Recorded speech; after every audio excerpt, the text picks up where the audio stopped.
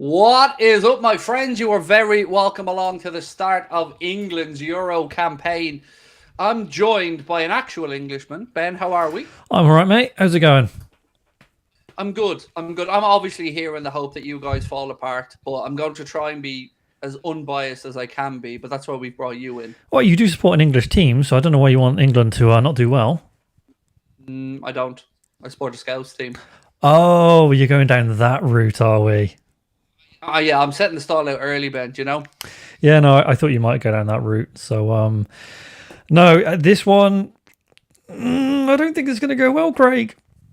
I think you're going to win. Do you To be reckon? fair, I mean, I looked at the team a second ago. It's ballsy for Gareth Southgate. That's pretty attack minded for him. I'm actually really happy Trent's starting because I think someone with his passing ability we've been missing out on for years, and we just mismanaged him for the last 6 years of his career. Somebody did ask in the chat, by the way, was that a 4-4 Tunes intro? Yes. Dean and the guys of 4-4 Tunes were kind enough to make that and send it to us, and we didn't even ask them for it, Ben. That's how nice they were. Yes. Dean's a great guy. I've been speaking to him for a couple of years, obviously through my connections through the old place I worked at. So he was more than happy to oblige. So thanks to those guys. Didn't know Dean went to lap dancing clubs. Well, you know, I work in weird circles, Craig. Private dancer. All right, Tina. Okay. So back to the game. Look, that English team and bench is really strong, Ben. I mean, I'll let you talk us through the starting 11 and then I'll go to the bench. So for England right now, we have, and let me bring up my English team. So Jordan Pickford in goal, obviously. Carl Walker right back, John Stones and Mark Gahey as your centre backs, with Trippier left back. The one that everyone's getting their knickers in a twist over is Trent in defensive midfield with Declan Rice. And then we've got Saka and Foden on the wings, Bellingham in the number 10, and Kane up front.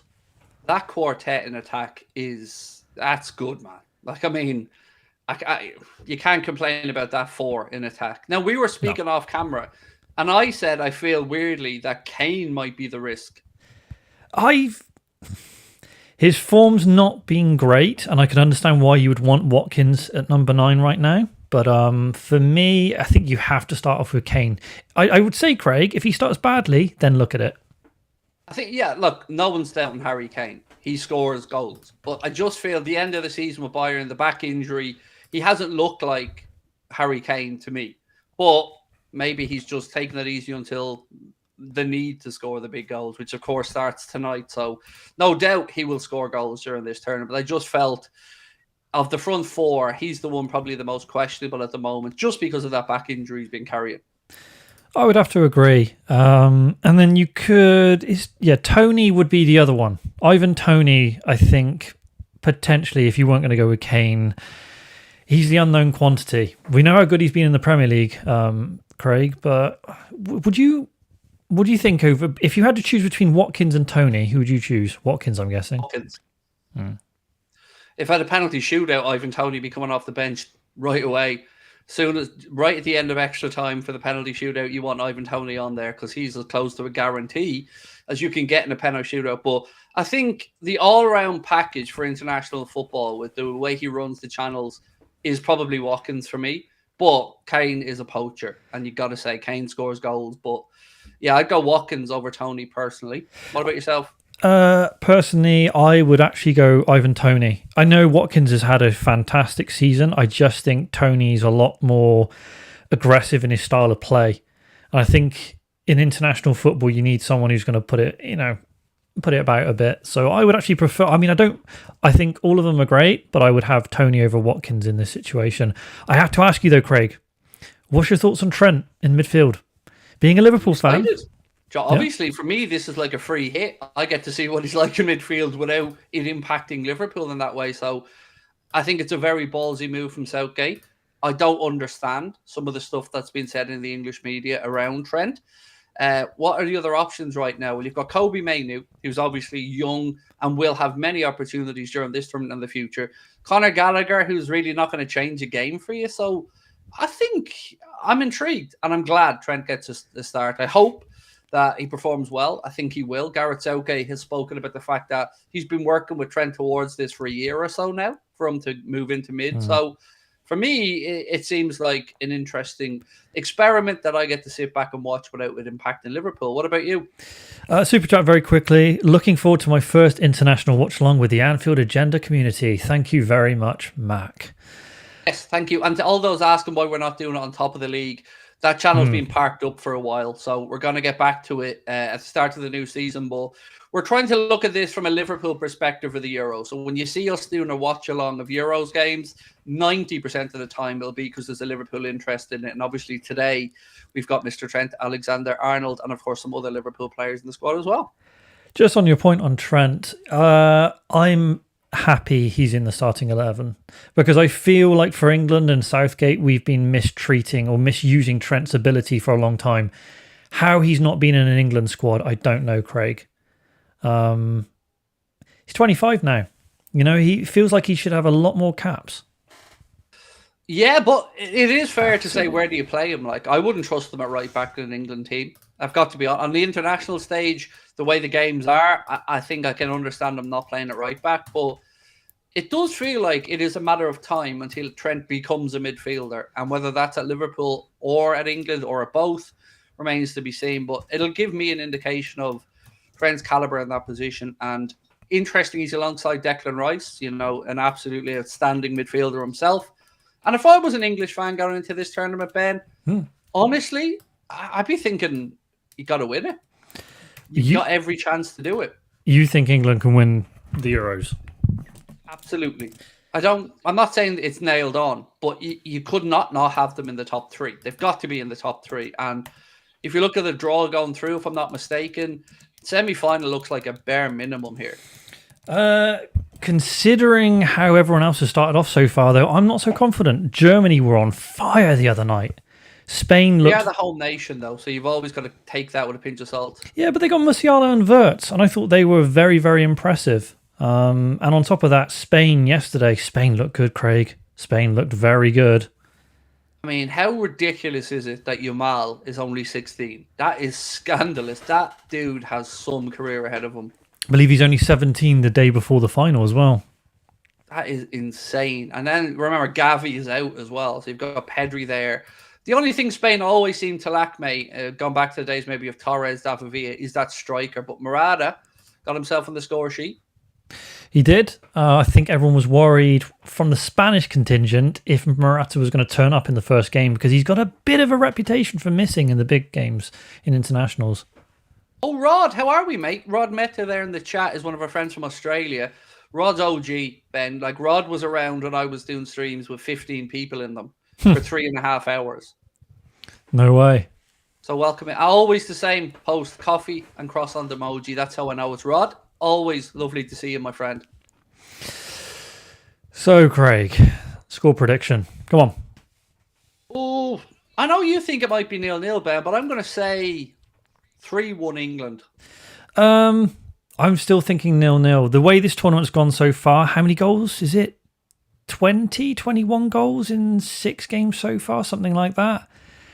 I just think we're due a proper stinker. Because even the game we just seen, the 1-1, that was a good game.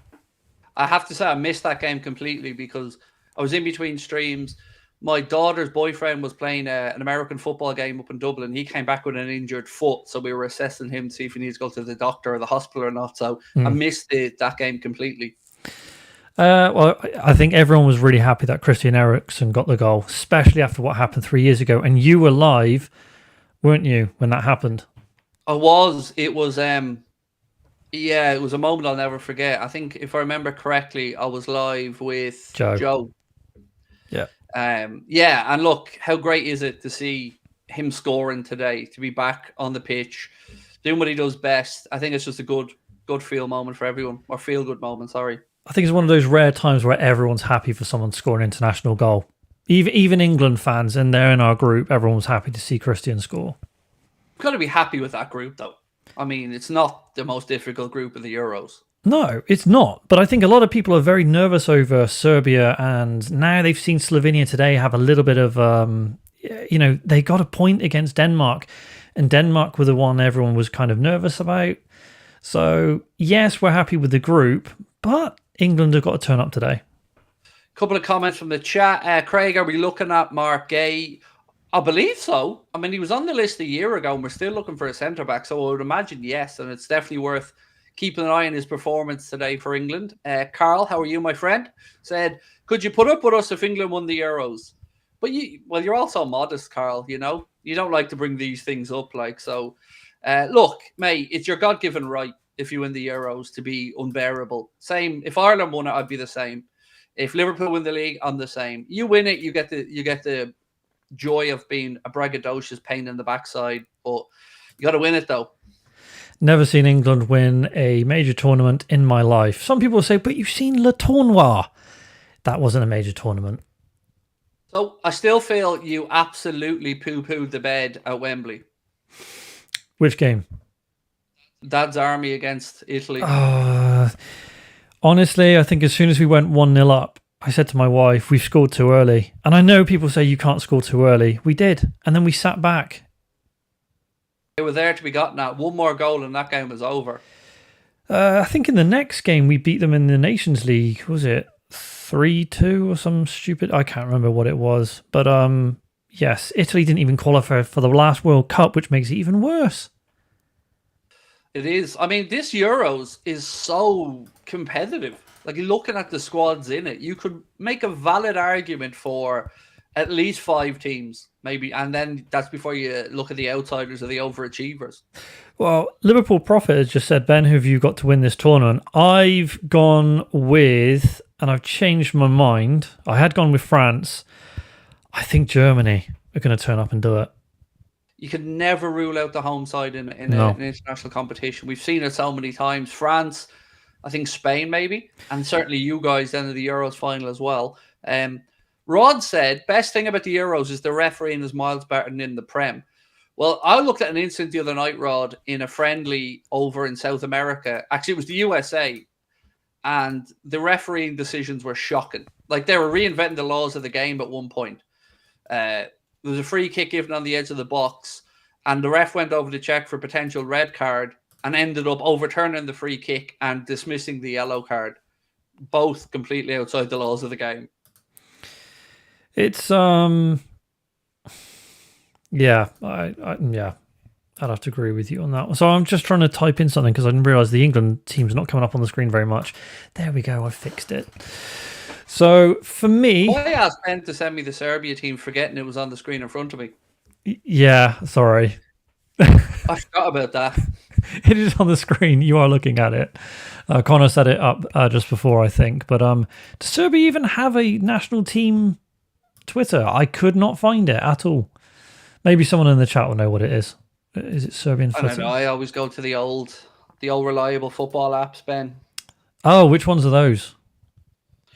SofaScore. Okay. Or Lineup Builder if I'm looking to make a team. Ah, yes, Lineup Builder. If you want to put in your predictions or, you know, your best starting 11s, just use our friends at lineupbuilder.co.uk. Let's have a look-see at the Serbian team, which I'm absolutely going to get all these pronunciations spot on, Ben, because if there's one thing you know about me, mate, it's that I have that brilliant tone that I'm able to absolutely correctly pronounce everyone's name. Do you want me to do it? Because my wife is Latvian, so I'm kind of... Yes, please go. Yes. Okay, so we'll try this. I'm doing it as if I think it's the Eastern European. So Rajkovic in goal, Velkovic as right back, Milinkovic as centre back, and Pavlovic as left back. Zivkovic, Lukic, Guedjli. No, what was that? Oh, look at him. Oh, I know it all. My Guidel. It looks like Go on. Gudel. I think it's Gudel, but then it's got a J on the end, which is usually a Y. So it's like a Gudelji. Kostic, Milinkovic, Savic, Mitrovic, and Vlahovic. That one, number 6, is going to get to me. Maybe someone knows how to pronounce that one. But let's have a look. I'm going to have a go with this. What number was it? Number 6. Gudelj? Gudelj? I don't know. I'm just trying to sound intelligent, mate. I haven't got a Scooby. Well, see, in Latvia, the J is always a Y sound. So, and I think it's quite common in Eastern Europe for J to be Y. Well, Ben, you made a bollocks of it. Doesn't matter. You didn't even attempt it. So I tell you what, Craig, why didn't you go through the whole team now? Sure. Yeah. Number 1, 13, 4, 2, 14, 26, 22, 11, 7, and 9. Simple. That sounds like the bingo numbers. Yeah, full house. Nice. Good. So Ben, Serbian Twitter is at FSSBIJE, apparently. thank you, Mark LFC UK, for that one. Mark is just amazing. He's a chief moderator, but like the amount of times Mark has bailed me out with information is phenomenal. I mean, it would be phenomenal, but I've just typed that into Twitter and it says this account does not exist. So that's always a good one. And I actually copied it direct from his message as well. Got a super chat in. That one there. It's fine. Super chat. If England don't win the Euros, Southgate will be gone. Though he shouldn't be gone after the World Cup. Come on, Portugal for the Euros. Well, he said himself, didn't he, that if he doesn't win it, he's gone.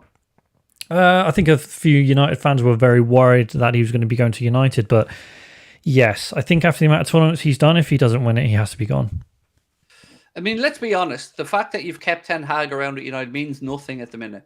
All it means is that the right candidate wasn't there yet. So I would still be concerned if I was a United fan. I think he's only got until about the middle of October. I think if results are really poor, I think if the football's bad and they're way off the pace for the top four, I think he'll be gone.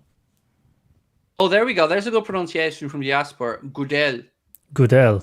Okay. That's probably spot on, dude. Well played. Yeah. Yeah. You don't need a job, do you? You can be our translator. That'd be great. Oh, do you know what was awful, Ben? When we were in the Europa League this year, of course, you get some strange games in there with some strange teams. And there's some pronunciations of those Europa League teams that, you know, you just don't want to be near. Oh, yes. We've seen a couple of those in the past. Did you see that player for, I think he's for an Austrian team. Most complicated name I've ever seen. Linked with, I think, Liverpool? No, not Liverpool, Manchester United. Oh, good, because I won't have to pronounce them then. Yeah, it was, a lot of people were saying they were finding his name hard to do, but, Mark's just given it in. Thank you, Mark, on DM. Oh, look cool. it. So, Tots Rocky said, can someone explain to me what's happened with top of the league? Yes, we didn't have enough bodies to keep the channel going in its current guise, so we're retuning it. And we're going to go back at it from the start of the new season. But for the Euros, we're going to stick on Anfield Agenda because the other channel hasn't really been active and we didn't want it to die in its backside. So we're going to keep the Euros content with a Liverpool twist on here. But top of the league will be back for the new campaign. And it'll be better than ever, won't it, Craig? Well, yeah, it's going to be just me, Benz, of course. Oh. Well, as in, like, you'll be in there with your voice, but it's just me on screen. So, of course, it'll be better. More Craig. Come on. Last September we launched that. I can't believe it's nearly been a year. Well, do you remember? 11 months since I crossed to the dark side, shall we say. Yeah, and ruined my easy wins over Manchester United. I mean, it's kind of worth it for me.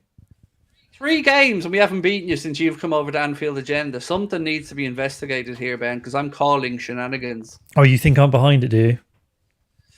Well, if I can be blamed for Liverpool losing and drawing, you can definitely be blamed for Liverpool not beating United. So, yes. Honestly, every time United scored against Liverpool, I'm just pissing myself laughing behind the scenes. And you know I'm laughing, so...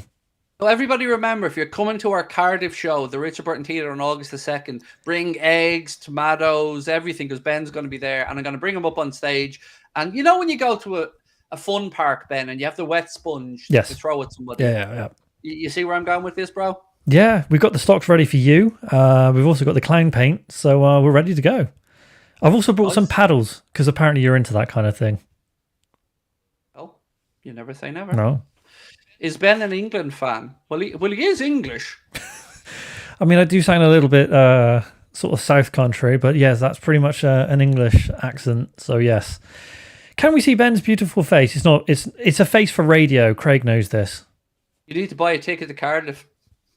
Oh yeah, buy a ticket for Cardiff, and you'll be able to see my face. There we go.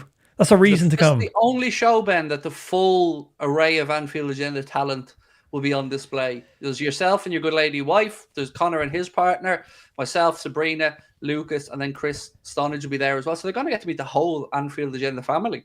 They will. They will. I mean, I've been doing this, 9 years now since I started my YouTube journey. No one's ever seen my face. I don't even have a face, I don't think. We should bring somebody random up on stage and pretend they're you. Just someone in disguise. Yeah. Oh, that would be great. Just some huge 6'8" monster. That would be funny. Oh, speaking of 6'8" monsters, did you see that Hungarian number 9? Oh, that guy was a unit. I was like, why is True Drawty coming on for Hungary? And you were like, actually, Brian's not that bad. He's a big fella, isn't he? Honestly, he was more like a rugby player. I thought he looks more like a kind of... Yeah, he could definitely do something in a scrum, that lad.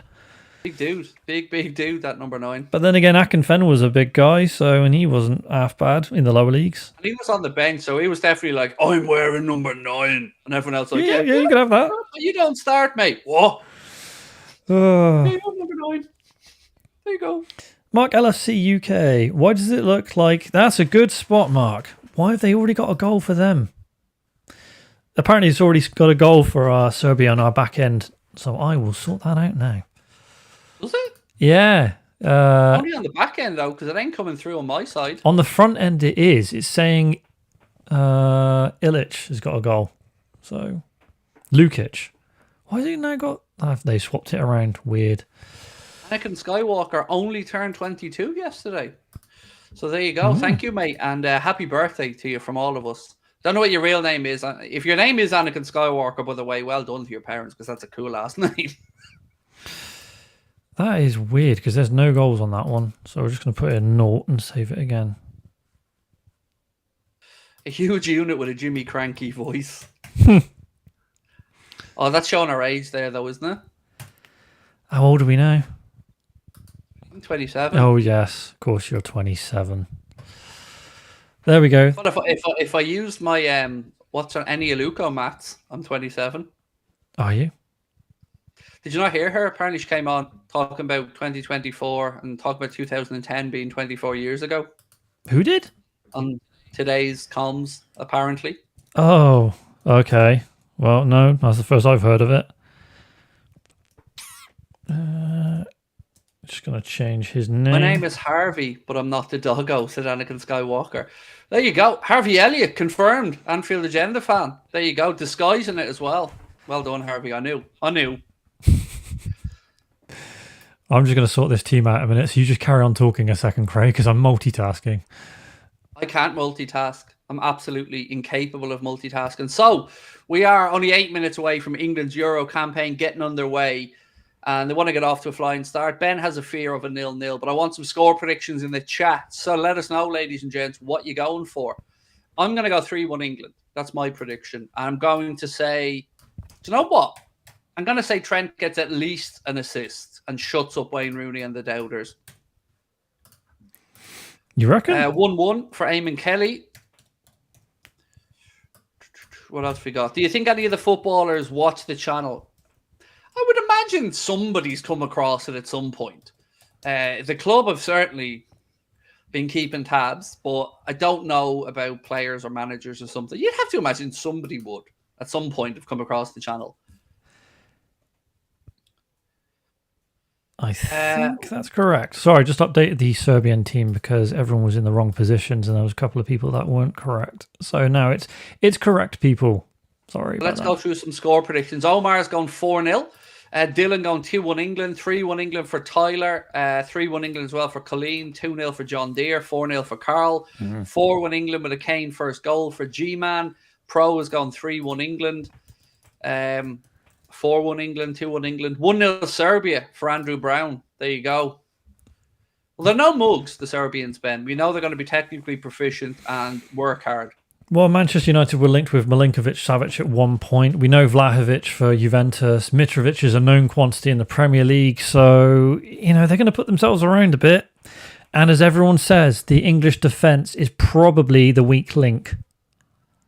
I'm intrigued. I'm going to watch Mark Gay today. Keep an eye on him because obviously we've been linked to him at Liverpool. I very much like the idea of him. Can we give a shout out to Crystal Palace here, by the way? 4 players in the England squad. The most, I think, of any of the Prem teams. So we got Gahey, Wharton. Who are the other 2? I'm probably missing. Look at the squad. Henderson, obviously. Yeah. Who's the fourth one we're missing? No, not No. Who's the fourth? Yeah. Eze. Eze. Yeah, sorry. I'm looking at the wrong place. So there you go. Yes, 4. Wow. How many of you lads got in there? How many United players? Mainu. I think that's it, isn't it? Shaw. Sorry. Forgot Luke Shaw was even there. Henderson. Wow.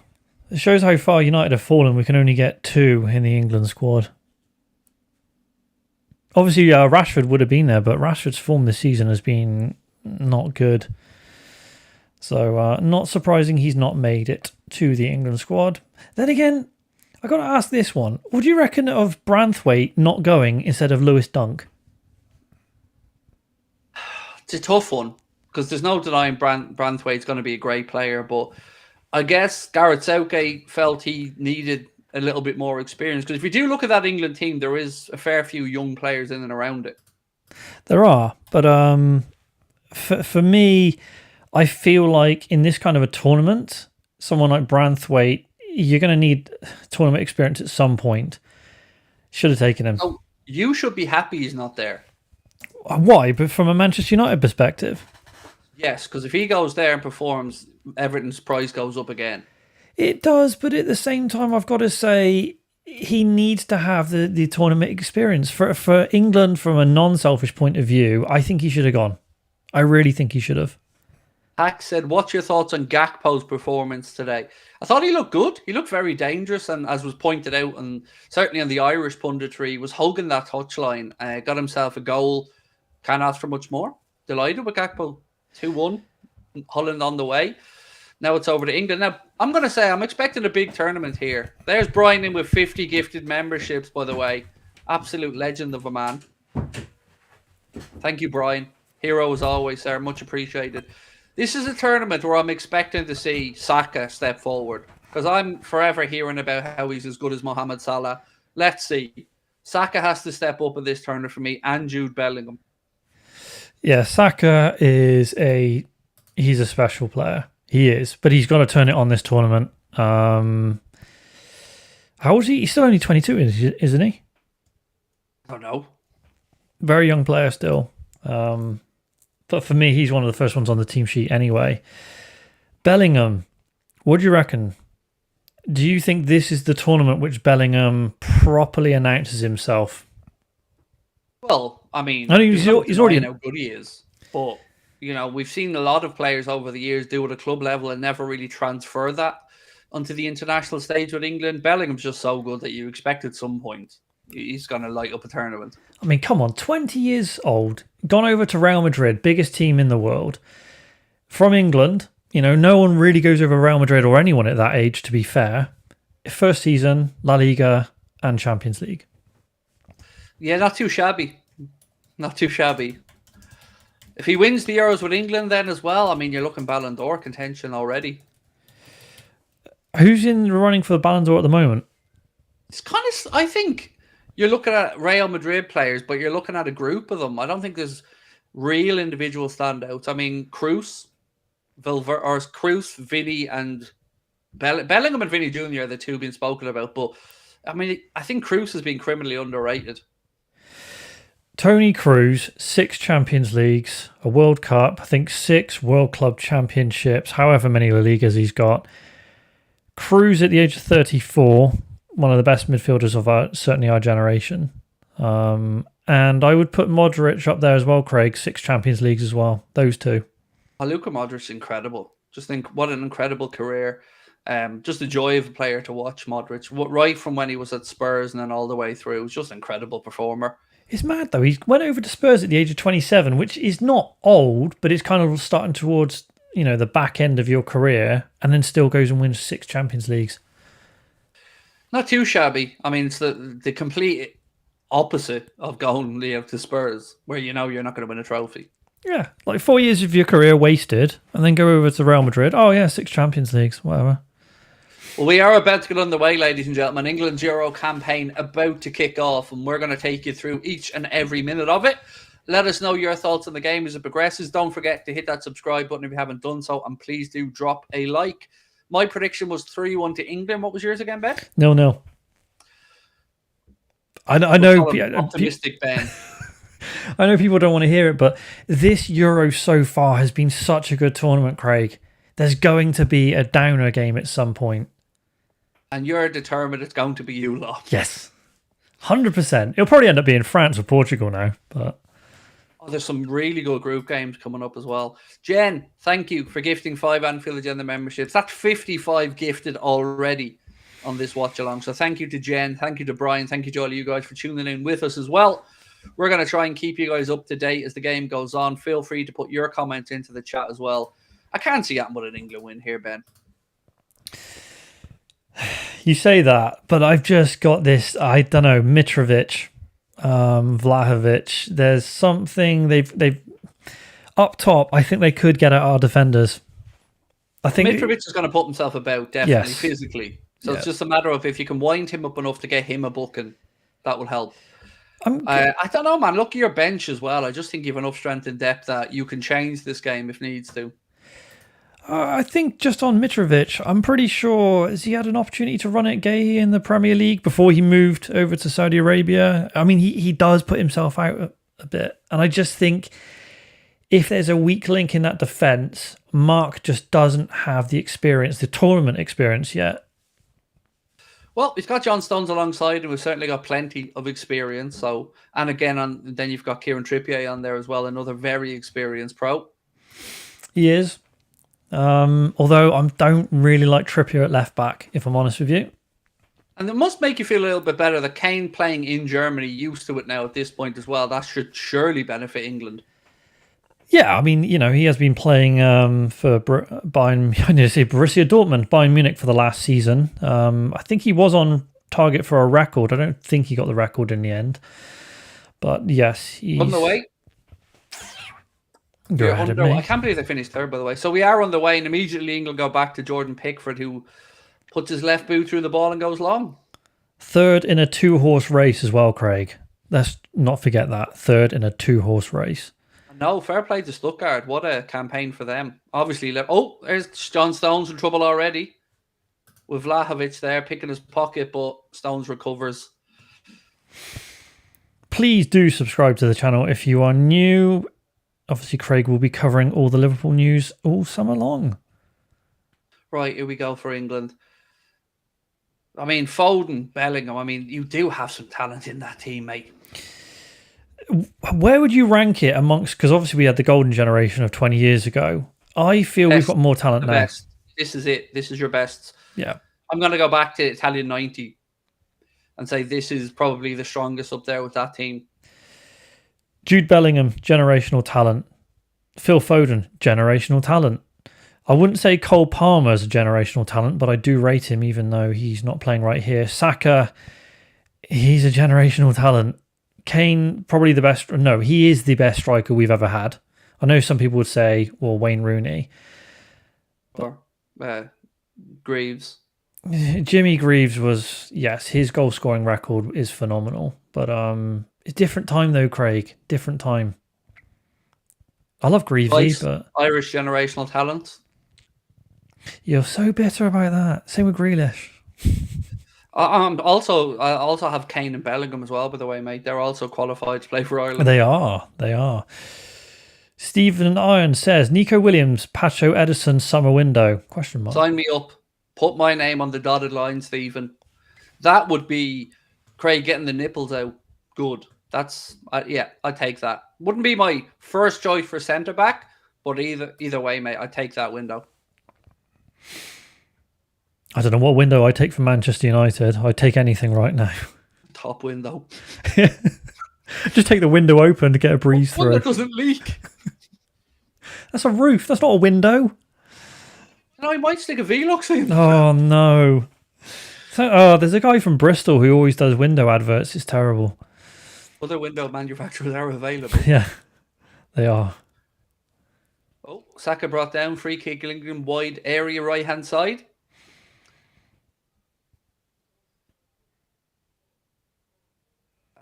Greavesy was amazing, said Buffalo Soldier.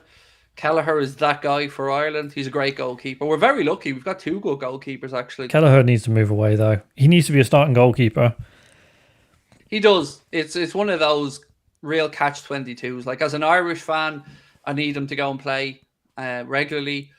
For his career, he deserves it. But for Liverpool, selfishly, of course, I'd like to keep him around. Ooh, free kick cleared away by Serbia. I have to say, Ben, I do quite like this England kit. It's simple, but it's nice. Yeah, I do like not having the navy shorts as well. I prefer it when we're in all white. I do. Although I will say, I really say that again. Gary Lineker, something to say about that? Well, yes, there is that one. Although, to be fair, the away kit is sold out. Like, no, everyone's gone for the away kit this year. I don't like the away kit as much. I think your home kit's nicer, but we were saying this beforehand, it's a good tournament for football shirts. There's some belters in it. There are. Not a big fan of the Switzerland one, though. I don't like the red into the maroon. Looks like they sat in a damp patch. Right, Mark Gay now, out left side. Trippier. Again, England being patient here in the build-up. I'm just looking for Trent, basically. Keep an eye out for him. Trent looks like he's quite happy to kind of sit a little bit deeper. Is that? Yeah, it's nice little 1-2 movements here from England, but they're struggling to really tempt Serbia into committing to anything. Right now they're just passing it. Well, I'm behind you, so. Stones. Again, knee play. England finding their way into... Oh, good ball in. That was a chance. That was a good ball into Foden. If he takes that in his stride, he gets a strike away. But it was good vision from Bellingham, I believe, the through ball. You're certainly setting the tempo here. They're sitting back and defending. They're very much saying to you, come break us down at the moment. Yeah, we've not started cagey, which is what I think a lot of us were worried about. Certainly look like those forwards are zipping around each other. Foden's finding a few little pockets of space as well. I think signs are promising. If you're an England fan, I think you look at this and you think, okay, Foden with the first kind of half attempt. Alan Thomas says England 4-0. Could be. I mean, if you score an early goal or two, you never know. I think the longer the game stays scoreless, the more it's going to benefit Serbia, who will think that they'll get one chance at least, especially with those caliber of forwards on there. I mean, really, we should be putting the ball away, but the run-up to this tournament, our results were not good. They were not good at all. And that Iceland defeat... Cross in here. Vlahovic over his head. England deal with that one. Look to play out, but Mitrovic has blocked that. Clearance from Trippier.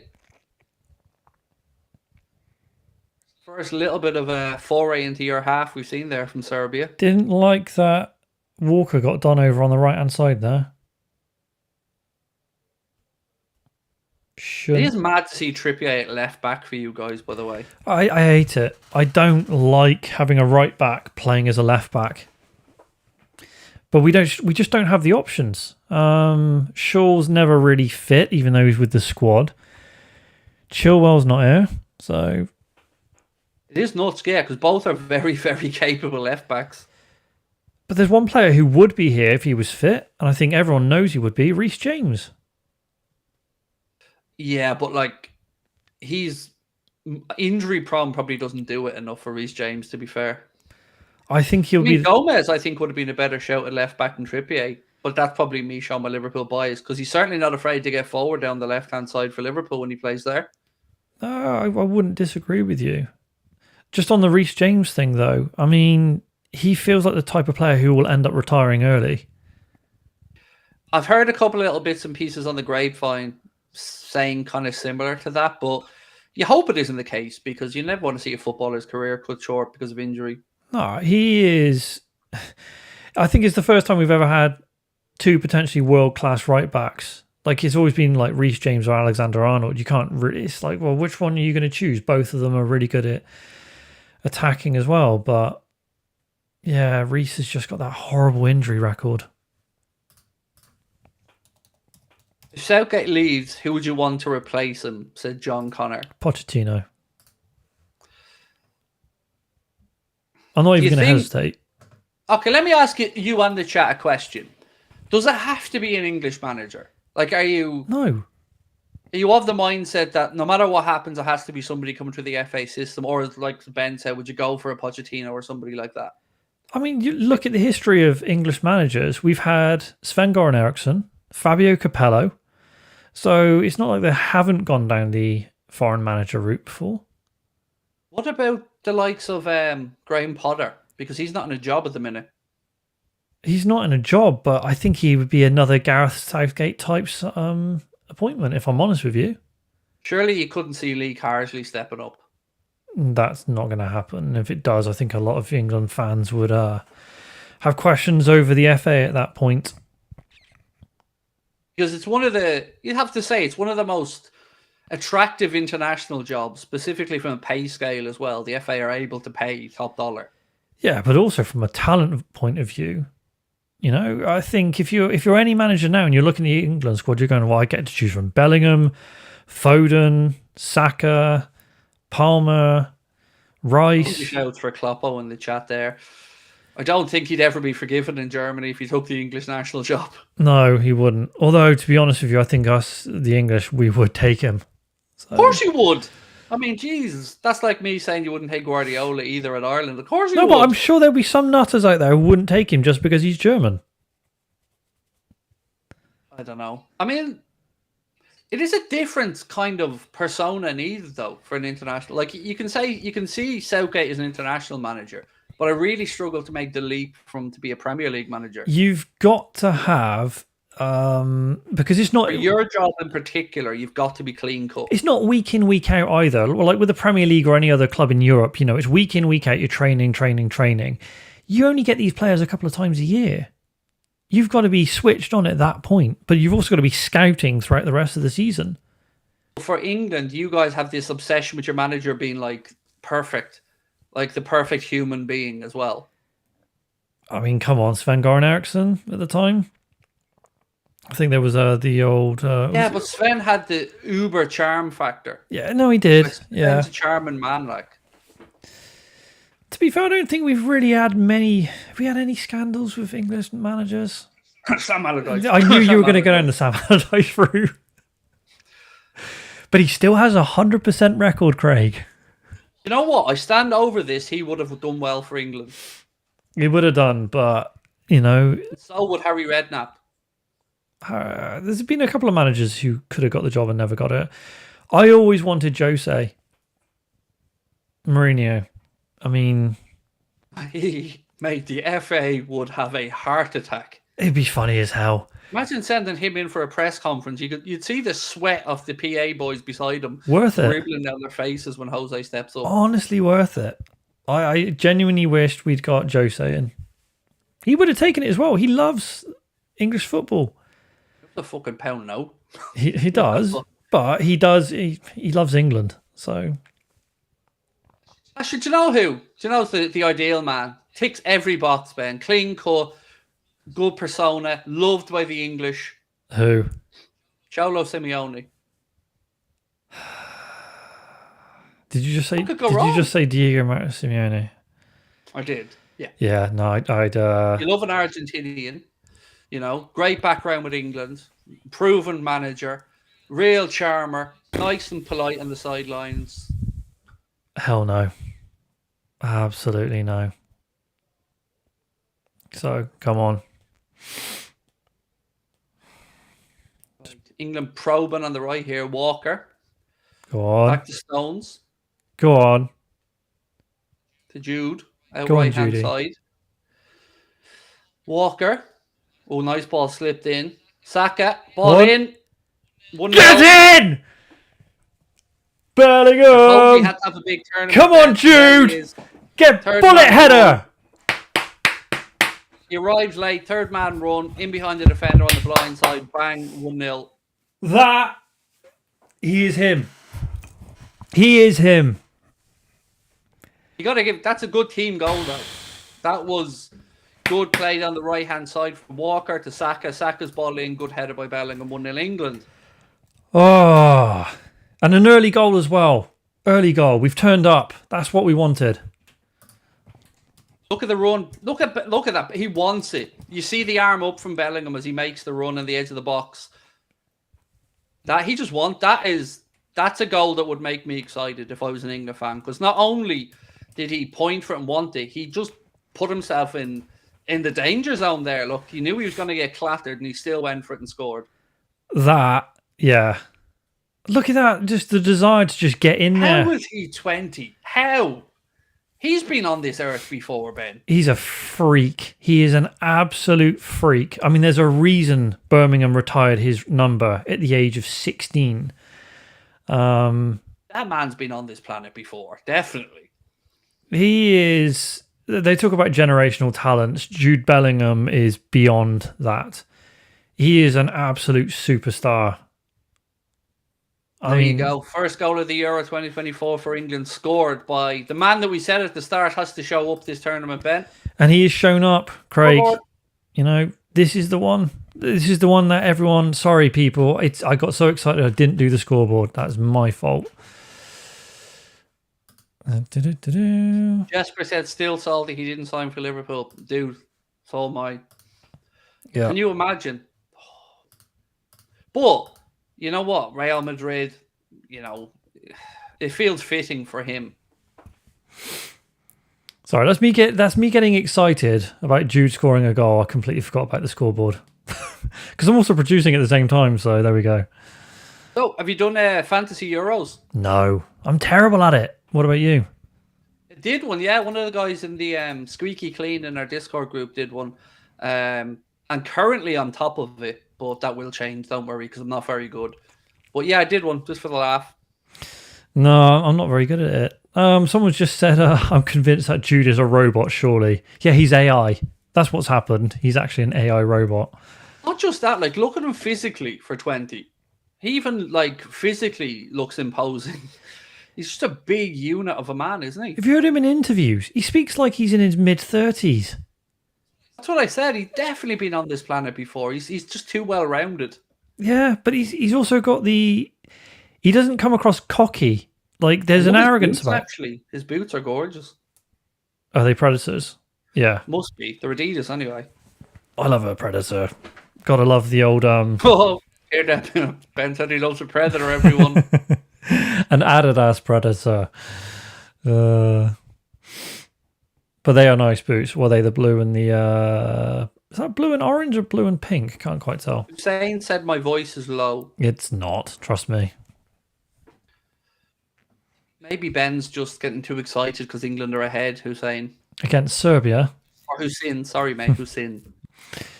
Do you think Jude will ever play for LFC? Asked George Edwards. Nope. Nope. I think he stays at Real Madrid for at least 10 years. Yeah, I would say so. Carl says, super chat, thank you, Carl. Don't forget there's no resale value on Bellingham. What resale value? I don't understand. I don't know. It has to be a joke or something. I don't understand. That's gone over my head. Yeah, I'm lost on that one. I mean, the lad's worth... How much is Bellingham worth? I think he's probably taken the piss out of our owners, to be fair. All right. How much is Bellingham worth? You got to ask yourself. I mean, minimum 150. And if he wins a Ballon d'Or this year as well, that's another, I don't know, ridiculous. Like, where does he go? Like, the thing you have to ask about Bellingham is, where does his career go from Real Madrid? Because you can't really go upwards. No, you just keep winning trophies. It's now about how many for Jude. It's about how many Champions Leagues he can accumulate. Because in Real Madrid, La Liga, I think they kind of... Their success is more about on the European stage. I know they want to win La Liga, but it is more about the Champions League. He's got to play in the Prem at some point, though. He has to. He can't go his whole career and not play in the Premier League. But who's going to buy him? He doesn't want to play for Man City. I think he's got... Maybe if... I don't know. I'd love him to be at Liverpool. Maybe you lads in 8 years' time have your act together. Well... Don't think that's going to happen. Yeah, it is an interesting one, and it's hard to look down the line. But it would be criminal for English football if he goes his entire career and doesn't play in the Premier League. I think it could be. I think it could happen though. I think once you're at Real Madrid, if you are a legend, or you are at that level, you don't leave. Like if he's genuinely performing, the only players that leave early are the ones that are surplus to requirements. Can you see Bellingham being surplus to requirements at Real Madrid?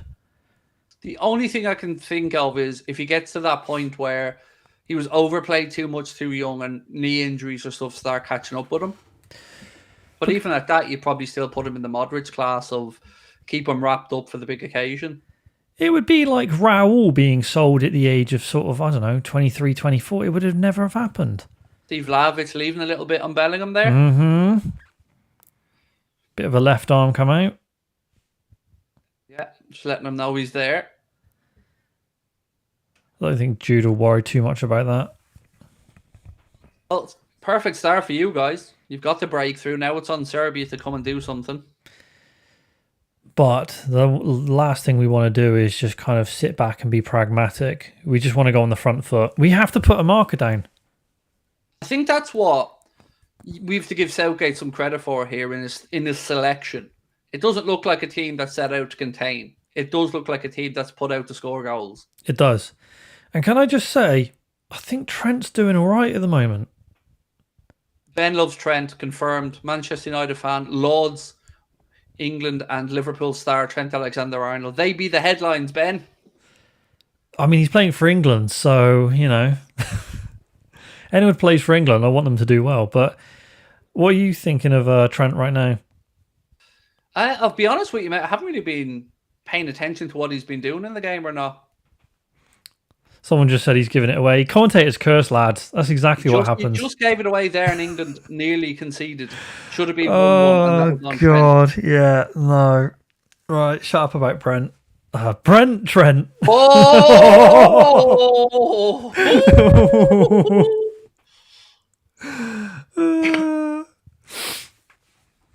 Freudian slip. That is a Freudian slip if ever there was one. Oh, I'm so glad for Trent that didn't go in because you could already hear the keyboard warriors. The headlines as well. The newspapers were teeing up for that one. Southgate blunder with selection. Trent not good enough for all that kind of stuff would happen.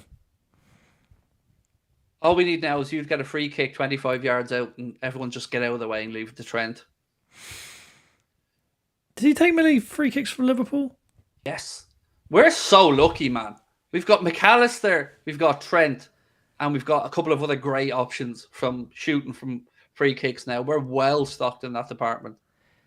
Yeah, it kind of does feel like every time I've watched Liverpool, you've got so many free kick takers. I'm like, does Trent actually take free kicks? I've seen a few one or two. I mean, we're lucky in that regard. Yeah. And Szoboszlai as well. Yeah, we're pretty well stocked. We won't be hearing no James Ward-Prowse to Liverpool nonsense. You still needed a good CDM though. Not according to us. Not according to our club, Ben. There's nobody in world football that's an upgrade. Apparently, is the nonsense that we as Liverpool fans are being subjected to by the journalists. An upgrade to who? Endo. Which, by the way, Endo's good. I'm not here to knock Endo. Love Endo. But telling me that there's nobody available in world football that can come in and improve that Liverpool midfield, I'm not having that. No. Also, I'd say as Brian said, if we didn't spend on Bellingham, who the hell are we waiting for this generational talent? That's a good question. What's important to remember here, Brian, is that we're waiting in the background for Lenny Yoro for Madrid sloppy seconds, even though he'll go to Madrid. You're not getting Lenny Yoro. You're not getting him. I know, but every day we're told, we're waiting, we're ready, we're watching, we're there, we're stalking. Yeah, well, it's like the talk with Manchester United and De Ligt and Euro as well. I mean, they're already saying we're looking to buy Branthwaite, but Everton don't want to sell for the price that we want to offer. I can't see why Euro would want to go to United. He won't. Oh, nor can I, to be fair. Let's be honest. I mean, You should consider yourself very, very lucky that Jarrod Branthwaite plays for Everton. Any other team, and he's not going to United. If he played anywhere else, I guarantee you, Liverpool would be all over him. 100%. Serbia now with Vlahovic, edge of the box. I look greedy boy. Should have looked out left. He had a runner. Yeah, he just won't. Here goes Foden out on the counter for England. Bit behind Saka. And again, a bit sloppy here from you in midfield, Ben, turning over possession. Just can't quite. What is that pass? I'm a bit behind you, but yeah. Was that Foden who gave it away? It was, yeah, Foden played it behind Saka. Yeah. Bellingham giving it a bit there. Serbian player didn't like it. I think he was just Bellingham was trying to G up the crowd, and the man just happened to be in that's the what we face. need. That's what we could need. They were saying. Oh no, he shouldered him. I love that. Oh, I love it. Oh, I love it. Bellingham little shoulder in there, Ben. Oh, the kid has it all. I know. They were saying previously, like Bellingham needs to be that guy during this tournament that fires everyone up. You know, the one who gets stuck into everyone. He's the guy. He is the guy. Little shoulder, little snidey, little. And let's be honest, he's no shrinking Violet. You're hardly going to run over and start trying to like stand over him. He's a big fella. Yeah. And he's only going to bulk up. At the age of 20, he's going to get bigger. So, he's a unit. He's our best player, so... He's just turned it over there. Will you stop talking, Ben? Sorry, everyone. Sorry. You keep talking, England are going to lose 8-1. Look at that from Trent. There you go. Go on, Trent. Get up there. Walker. That should have been 2-0 England. Mate, you have made a mess of that. Just looking at it now. Why is no one attacking it in the box? Great bit of play from Trent, though. Is that Foden and Kane just walking around in the 6 yard? Oh, they kind of got in each other's way. I think Kane looked like he was blocked. Foden's coming through the middle. Kane, yeah, they got too close. Someone should have gone left, though. Foden's behind him. Walker looked like he got a little shove. Again, though, we got to say that was all down to Trent winning that ball in midfield. Yeah. But I can't say anything, Craig, because we know what happens. True. So I'll just say, yes, something good happened by some player. That, again, will worry Serbia, because now they know if they try to overcommit like that and they get picked off, they could be in real trouble. Because to see how quickly there, from that interception, you got players forward, and let's be honest, probably should have scored. We are pretty good in transition at the moment and getting up the pitch very, very quickly. We've got the speed.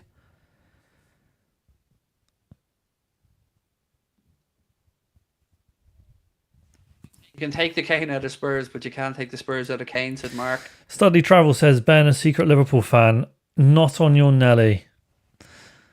I wish, and I hope you lose every single game. You'll see Ben on stage at Cardiff singing Arne Slot, la la la la la. What, singing at you? Yeah, from the stocks. Yeah. And if you'd like to get out of these chains... Oh, we're doing that now, are we? Yeah, a bit of S&M as well. I was going to say, we got the red lights going? No. Universe, happy birthday.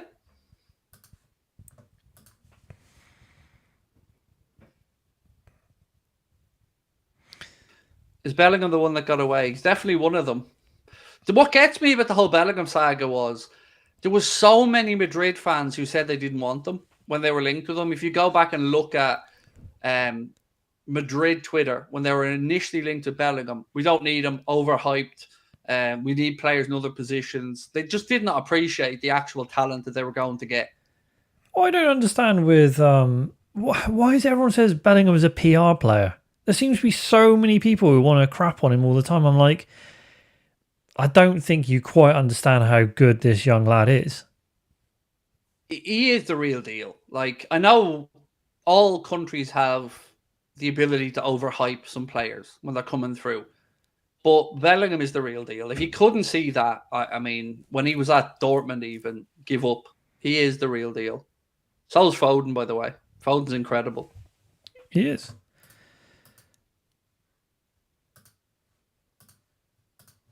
Here he is again. Look, speaking of incredible, here we go again on the attack. Trent, that's it. Get the ball, give it to Trent. That's what should be happening. I don't know, Ben. You guys are playing with a bit of a swagger. I haven't seen this from an England team really in international competitions. Usually you look nervous. This group feels like they've got something about them. Like they're on a mission. Though. It's Serbia.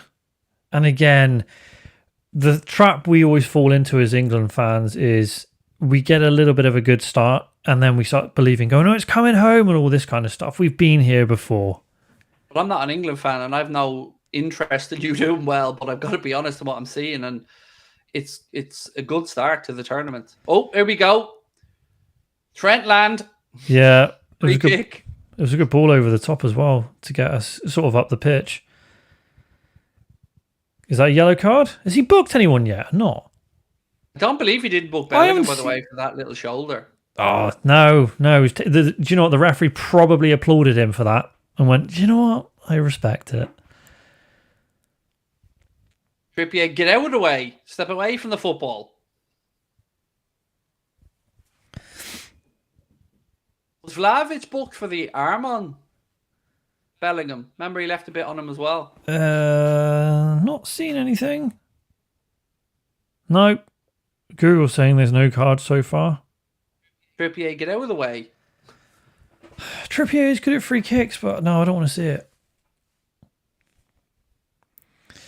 Anfield Art says this is TAA range.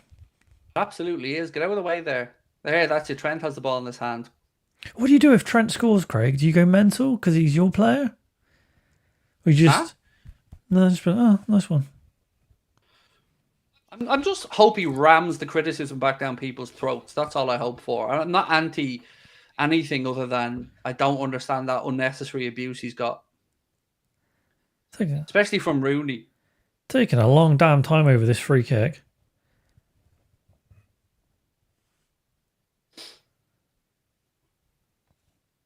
Anytime today, lads. I told you Trippier should have taken it, Ben. That Trent lad's a fraud. I haven't even seen it yet. Oh, that's poor. Low into the wall. No. I blame Trippier's presence on that. He breathed on him. You're totally dominating. What was it, 70% possession there when I checked a moment ago? Yep.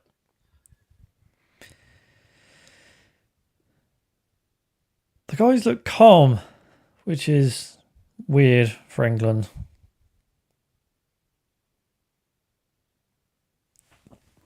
Yeah, half an hour's flown by here. It has. Saka with some step overs on the right, into the box, and headed away. You're back ahead of me now. I think I'm probably still behind. Again, it's been all you in this first half. England are having their way here with Serbia. We're trying to break them down now at the moment. And I think... That's... What? Trent nearly gave it away there, but it got to its intended target. Saka now. How's that not a free kick, ref?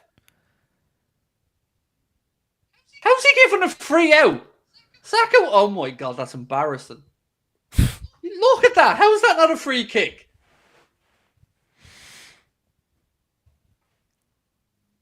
Yeah, that's a free kick. He's just bundled him over. No attempt to play the ball. And then gives a free out for the handball on Saka.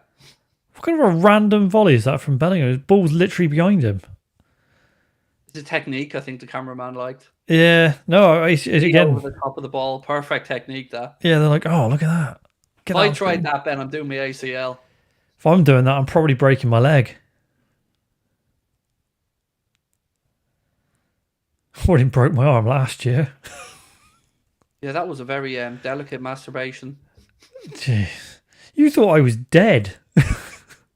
Well, when your dad rang me, of course. Hi, Craig, it's Ben's dad. Oh, Ben's dead, everybody. Especially being my dad, like, because you think it'd be my wife with me, but we couldn't because of just the situation, how bad the break was. It was like we had to get someone with a bigger car so I could lie across the back. Ambulance never turned up for 3 hours. God bless the NHS. Yeah, I know. Every time we drive past the same bloody spot where I broke it, my wife will go, oh look, an ambulance does turn up every time an ambulance drives by, which is every single time. Local dog in park. Well, it's not my favourite spot, but It's just a beauty spot, really. every time you ask for directions there, I'm like, you're not having them. Oh yes, 3 hours, John Connor. Yeah, 3 hours. So if I'd had any internal sort of bleeding or whatever, I would have been gone by now. So the interesting point there, John, is that in that 3 hours, you never thought of getting up off his arse and going to the hospital. He sat there for 3 hours going, no, because the police, no, they said they were coming. Because they were like, how bad is the injury? And it was clearly pretty bloody bad. And they were like, oh, yeah, we'll turn up. Never did. How bad is the injury? Well, I'm speaking to you from one of my 3 arms. Yes. Literally just shouting down the phone at them. Sending them WhatsApp pictures and all. Look. There's no need to get angry, sir. Why have the NHS blocked me on WhatsApp?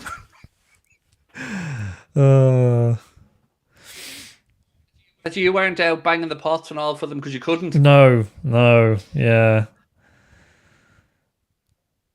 That was a weird injury. Foden's playing like he's wearing clown shoes, said Michael Avon. Anfield Agenda Gay has been good. He's a good player. He's a really underrated player, Mark Gay. I know he's not a sexy link for Liverpool, but I'd be more than happy if we were able to prize him away from Palace.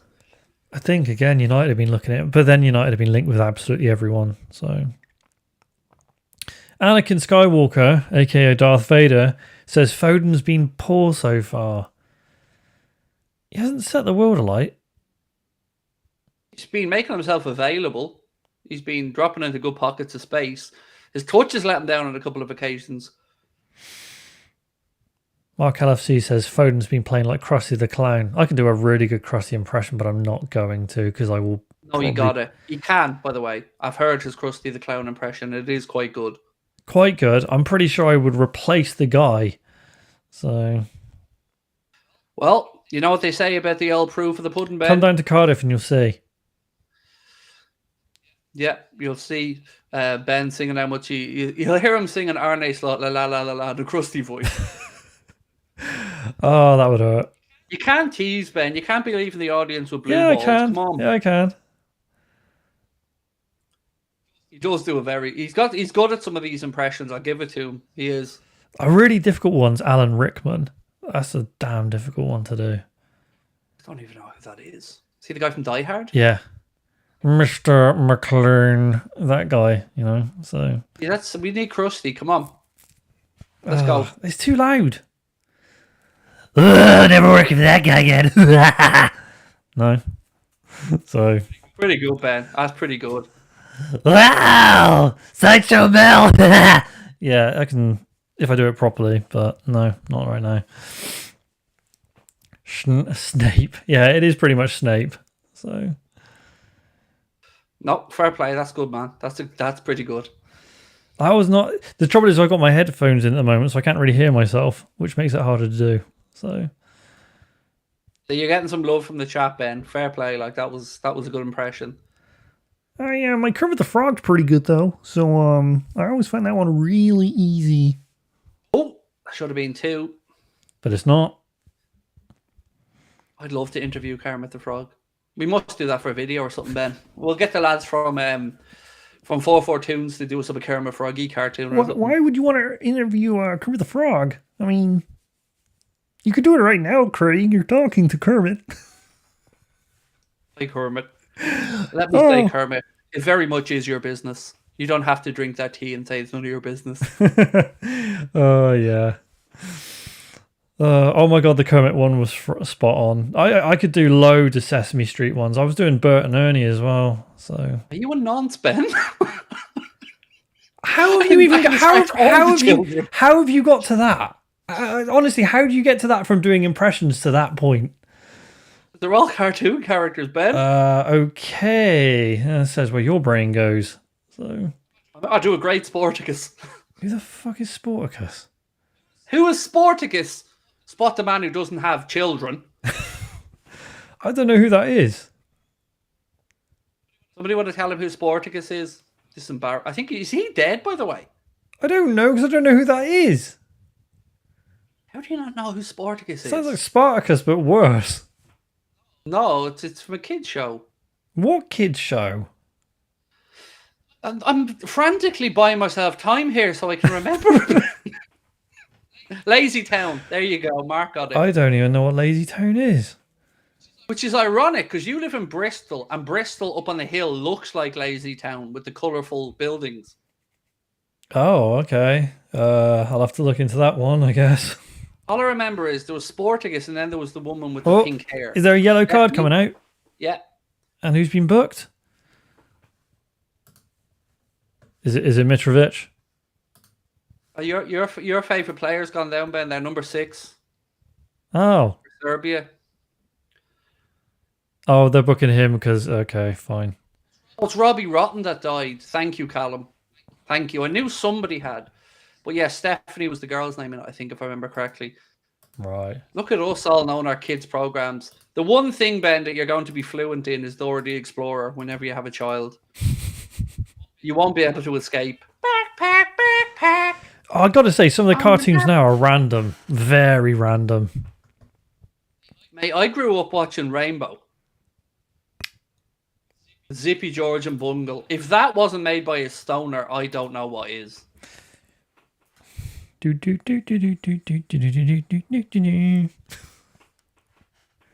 still remember the theme tune.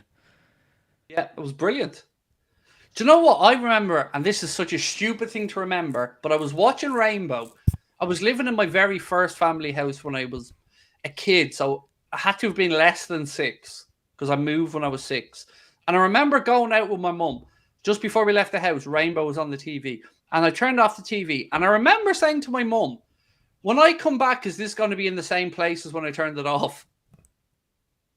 Now, remember, this was back in 1986 or 7, Ben, so there was no Sky Pluses or anything. And I was so dumb, I thought the TV just waited for me when I went out. You mean there was no Sky back in the late 80s? I thought, Rishi Sunak said there was Sky TV. The hardships he suffered. Yes. Oh, how do you come out and say, I had to make sacrifice, I couldn't watch Sky TV? Zippy is on the pitch, Goomy. Yes, Phil Foden does have an awful bang of Zippy about him. Or Terence and Phillip will also be accepted as an answer. So who's down for Serbia then? Oh, Terence, I thought it. Oh.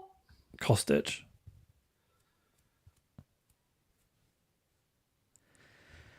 Here's the goal again. Took a little nick as well on the way through the cross. Yeah. But we'll take it. Though.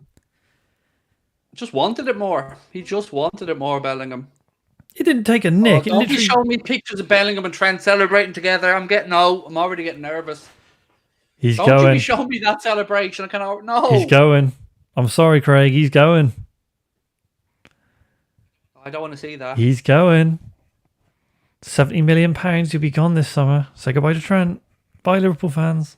Jeez, Serbians are saying goodbye. You'll get that in a minute. Oh, okay, yeah. I was like, just there's some woman in a flag. I don't know what's going on. Oh, she's waving. There we go. He sadly passed away a few years ago. He had a YouTube channel which people pushed to get over 1 million subs after he passed away so his family could get the gold button. That's so nice. Not that he passed away, but for the wholesome reason, as you've said there, Hayden. Courage the Cowardly Dog was nightmare fuel. Who remembers Banana Man? Of course. Banana Man was class. Eric, was that his name? I don't know what the kid's name was, but I guess so. I think it was Eric. And I remember Wayne Rooney's favourite programme as well, Supergram. Yep. Colin says both Craig and Ben are completely focused. What, on this game? Yes.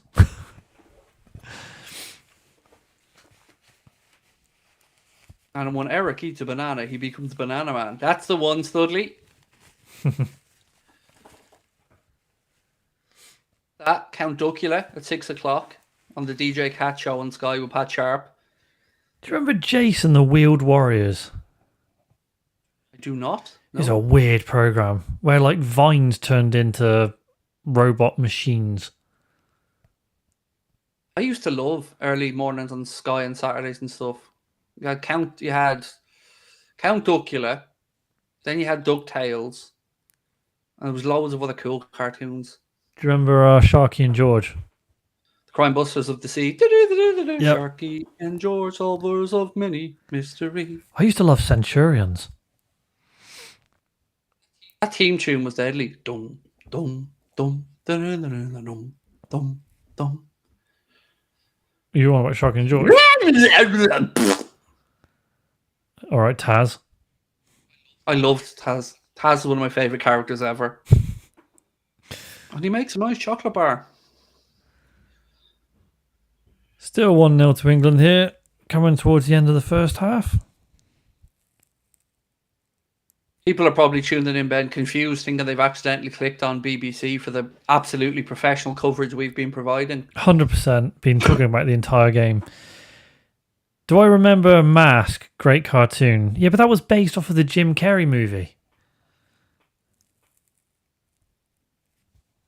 Same with Beetlejuice, which number 2 is actually coming out this year. Ooh, good show, by the way, if anybody hasn't watched it, on Netflix, called Tires, Tires. Very good show. Only 6 episodes, but there's a second season coming. It was picked up as, originally it was a skit, I think, and it was picked up as a show. Oh, I've been watching The Boys. I've seen that. You told me about that, and then ironically it popped up on my suggested. It's so messed up. I've seen some things and in films, and that's one of the weirdest things ever. But Will Ferrell turns up in season 4. Is there anything Will Ferrell doesn't turn up in? Eastbound and Down, he was brilliant in as well. Have I seen Vampire Diaries? Nah, that's not up my. It's not my cup of tea at all. So what are my thoughts on Baby Reindeer? I don't watch anything that's creepy or mentally messes with your head like Baby Reindeer, because I have enough of that in my normal life. There's a move. Batfink. Isn't that a TV show? A cartoon? Batfink, yeah, it's a cartoon.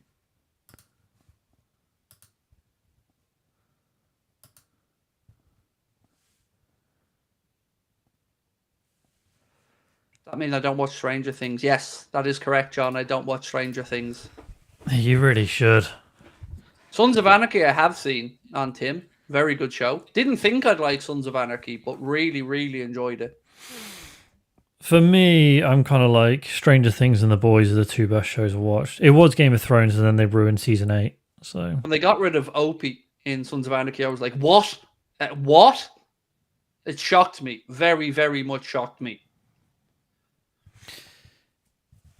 Super chat from The Wonder Man says, how you gents doing this evening?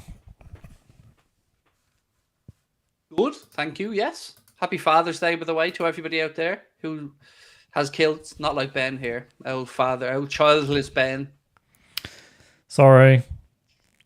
Did Dusty get you anything?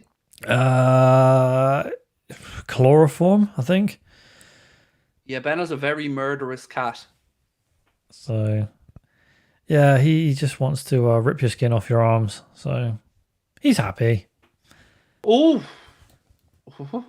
corner Serbia to end the first half here. And that was a bit panicky from the England defence at the far post. John Stones, what are you doing there? Is that English goalkeeper kit basically the same as Alisson's Liverpool keeper kit?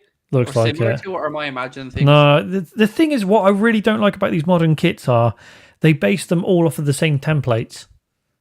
So if it's Nike now, it'll all be the same colour. Sorry, the same pattern, just with a different colour on it.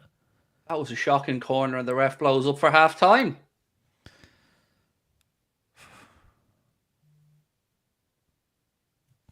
One 0 at half time to England. Jude Bellingham with the goal.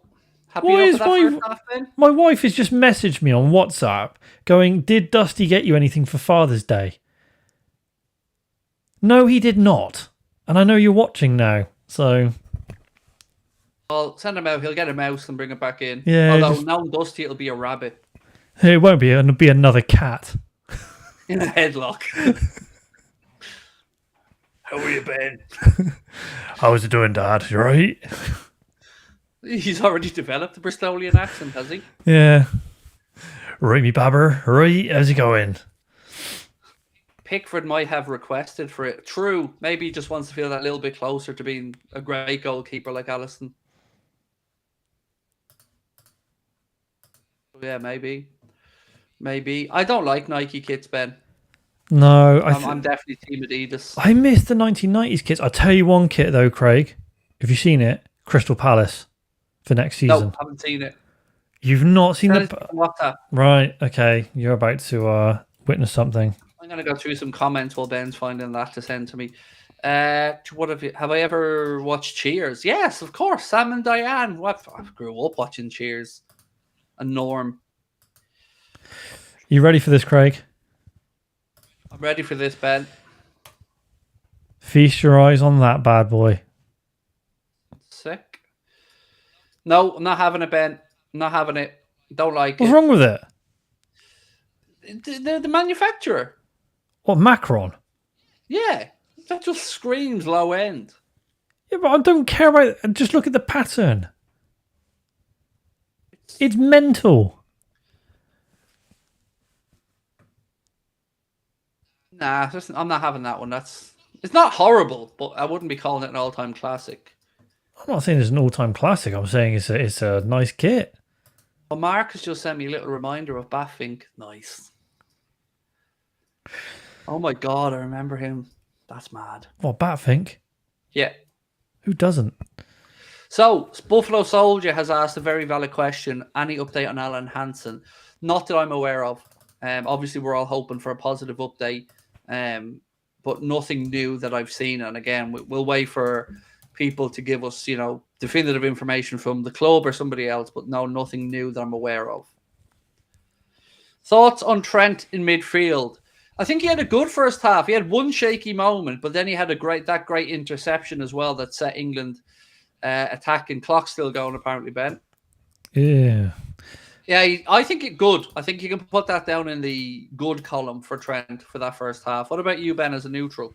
As in, from the Trent perspective, I mean. A couple of moments where he gave the ball away could have maybe led to something, but again, I'm going to give him the benefit of the doubt because he's not played there before for England, so he's going to grow into it. I thought he was solid. Some of his passing was very good. I would say just solid so far. A lot of people unhappy with Foden from that first half there in the chat. I think he flattered to deceive is probably the words I'd use. He was available, he was in decent positions, but he was a little bit wasteful.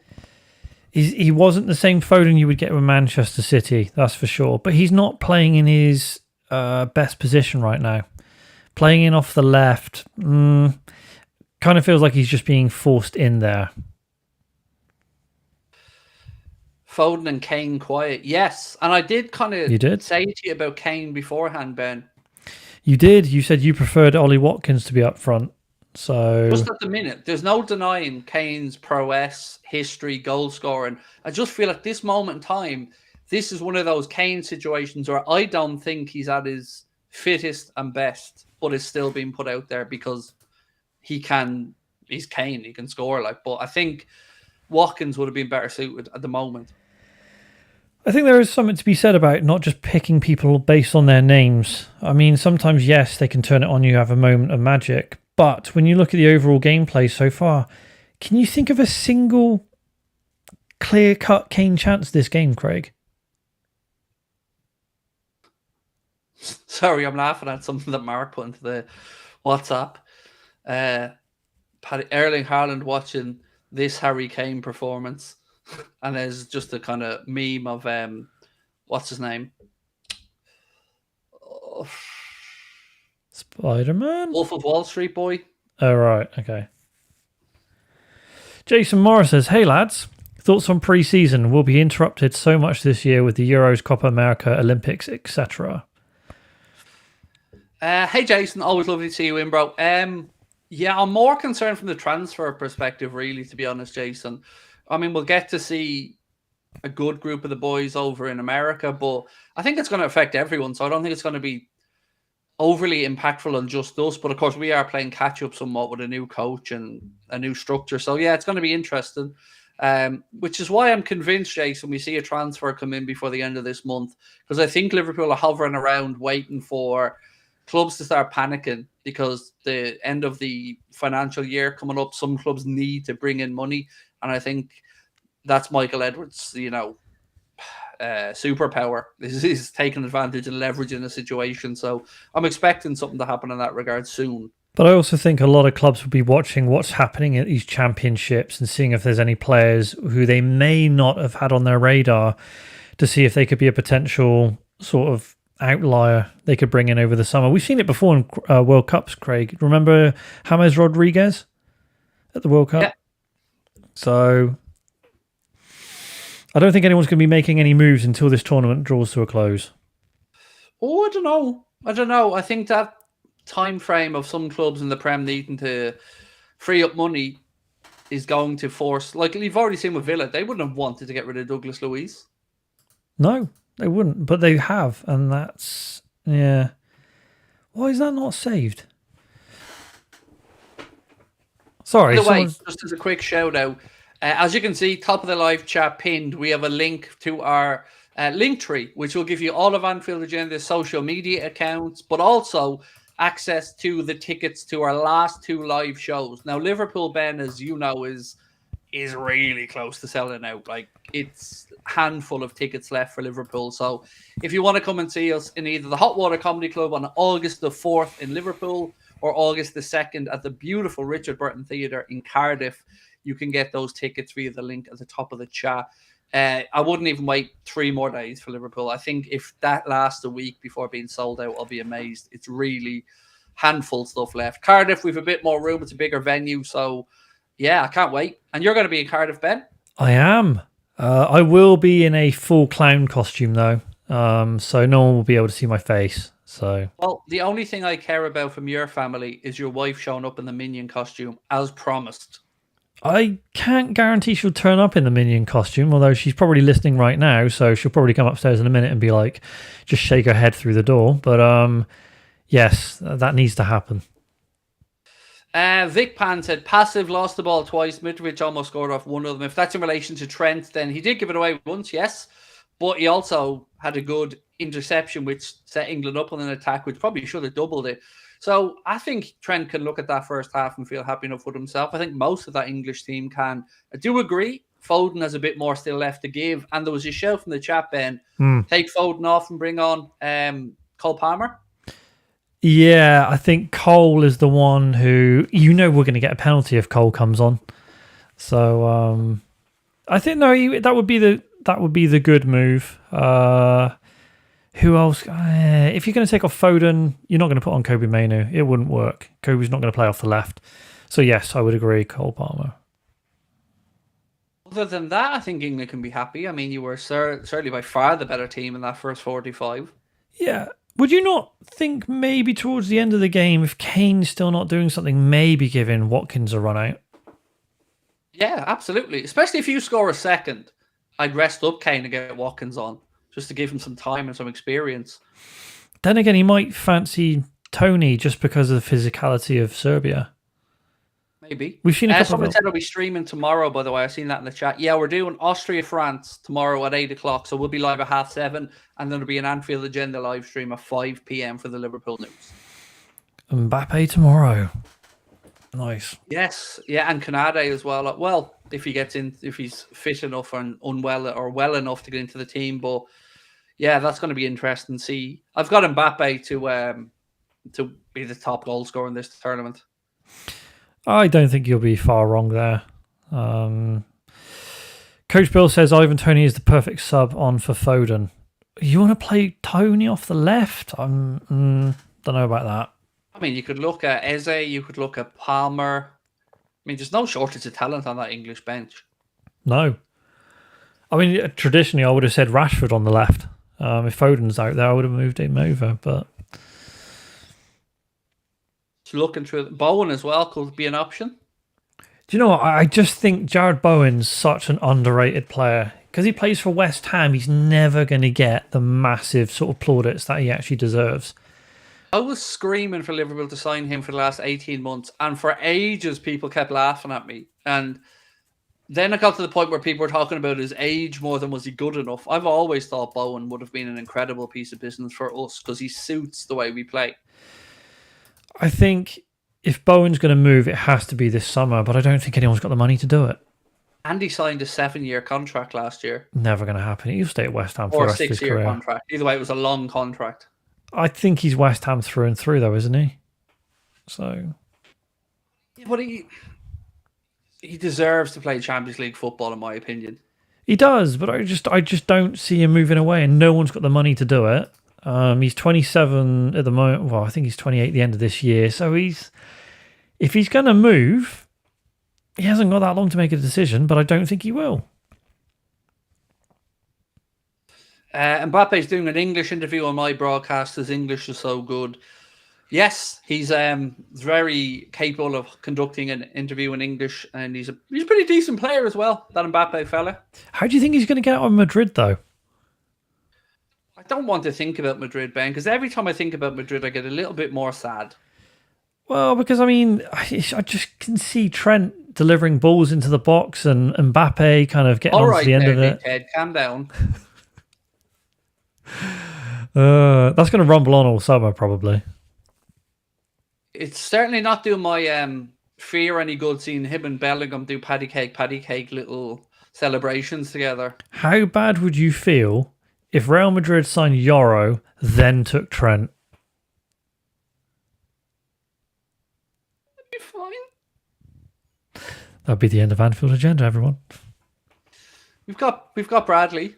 I'm genuinely love Connor Bradley, but do you know? I'm angry that this is even a possibility because how stupid do you have to be to let Trent go into the last year of his contract? I don't understand it. It makes my blood boil. But is he not looking to extend? Because if he's not, then we don't know. We assume so, we hope so, but there's been deathly silence. Like, how do you let Van Dijk, Salah, and Trent get to 1 year to go on the contract and still not look like you're in any hurry to get them sorted? But here's a problem that United had. Remember, Pogba ran down his contract and ended up going for free. Which that wasn't a problem for you, that was a blessing. No, my point is signing a player for all that money and then letting them go for free is insane. And considering how good Trent is, if he doesn't sign a contract this summer, he'll be talking to other clubs by January. You have to sell him. You have to. Deal. And I don't want that to happen. Of course I don't. But here's an interesting one, Ben. Of Liverpool's last 12 first-team players who have left the club, we've got a fee for just 4. Repeat that again. Of the last 12 players that have left Liverpool Football Club, we've only got a transfer fee for 4. Who are those 4? Mane, Fabinho, Henderson, and off the top of my head, I'm trying to remember the last one. Did you sell Naby Keita? No, he ran. No, he went end of his contract. Firmino went on a free. Thiago on a free. Matip on a free. Henderson? We talked him. I said him. Henderson, Fabinho, and Mane. I can't think of who the 4th one is off the top of my head. Minamino. There you go. That's the one, John. So you've been letting players run down their contracts? Milner left on a free. Genie left on a free. It was Minamino. Good show. See, you were pretty decent at selling players. You got a good chunk of money for Coutinho, however many years ago it was. You know what makes me angry? We're told we're a club that buys people and then looks to increase value and sell down the line at the right time. Mm-hmm. So let's look at this situation. Salah, Mane, Firmino, the front 3. Yep. The best front 3 of the club era. And if Salah leaves for free, we've got a combined 30 million euro for those 3. And in their prime, how much would you say for that front 3?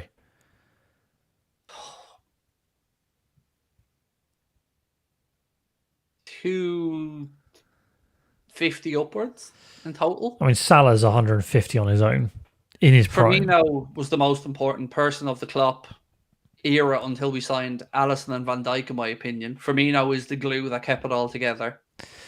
I mean, to have that amount of talent in your front line and basically lose it for less than half a decent player is that's not good business. But then again, you could say, well, you've had him for all those years, so value is naturally going to run down anyway. Dave, Suarez wasn't in the Klopp era or in the last 12 players that have left the club. No, he was Brendan Rodgers. And we replaced him with Balotelli and a wallpaper hanger. Who was that? The guy from Southampton. Lallana? No, tall, forward, striker. Second half's about to get underway.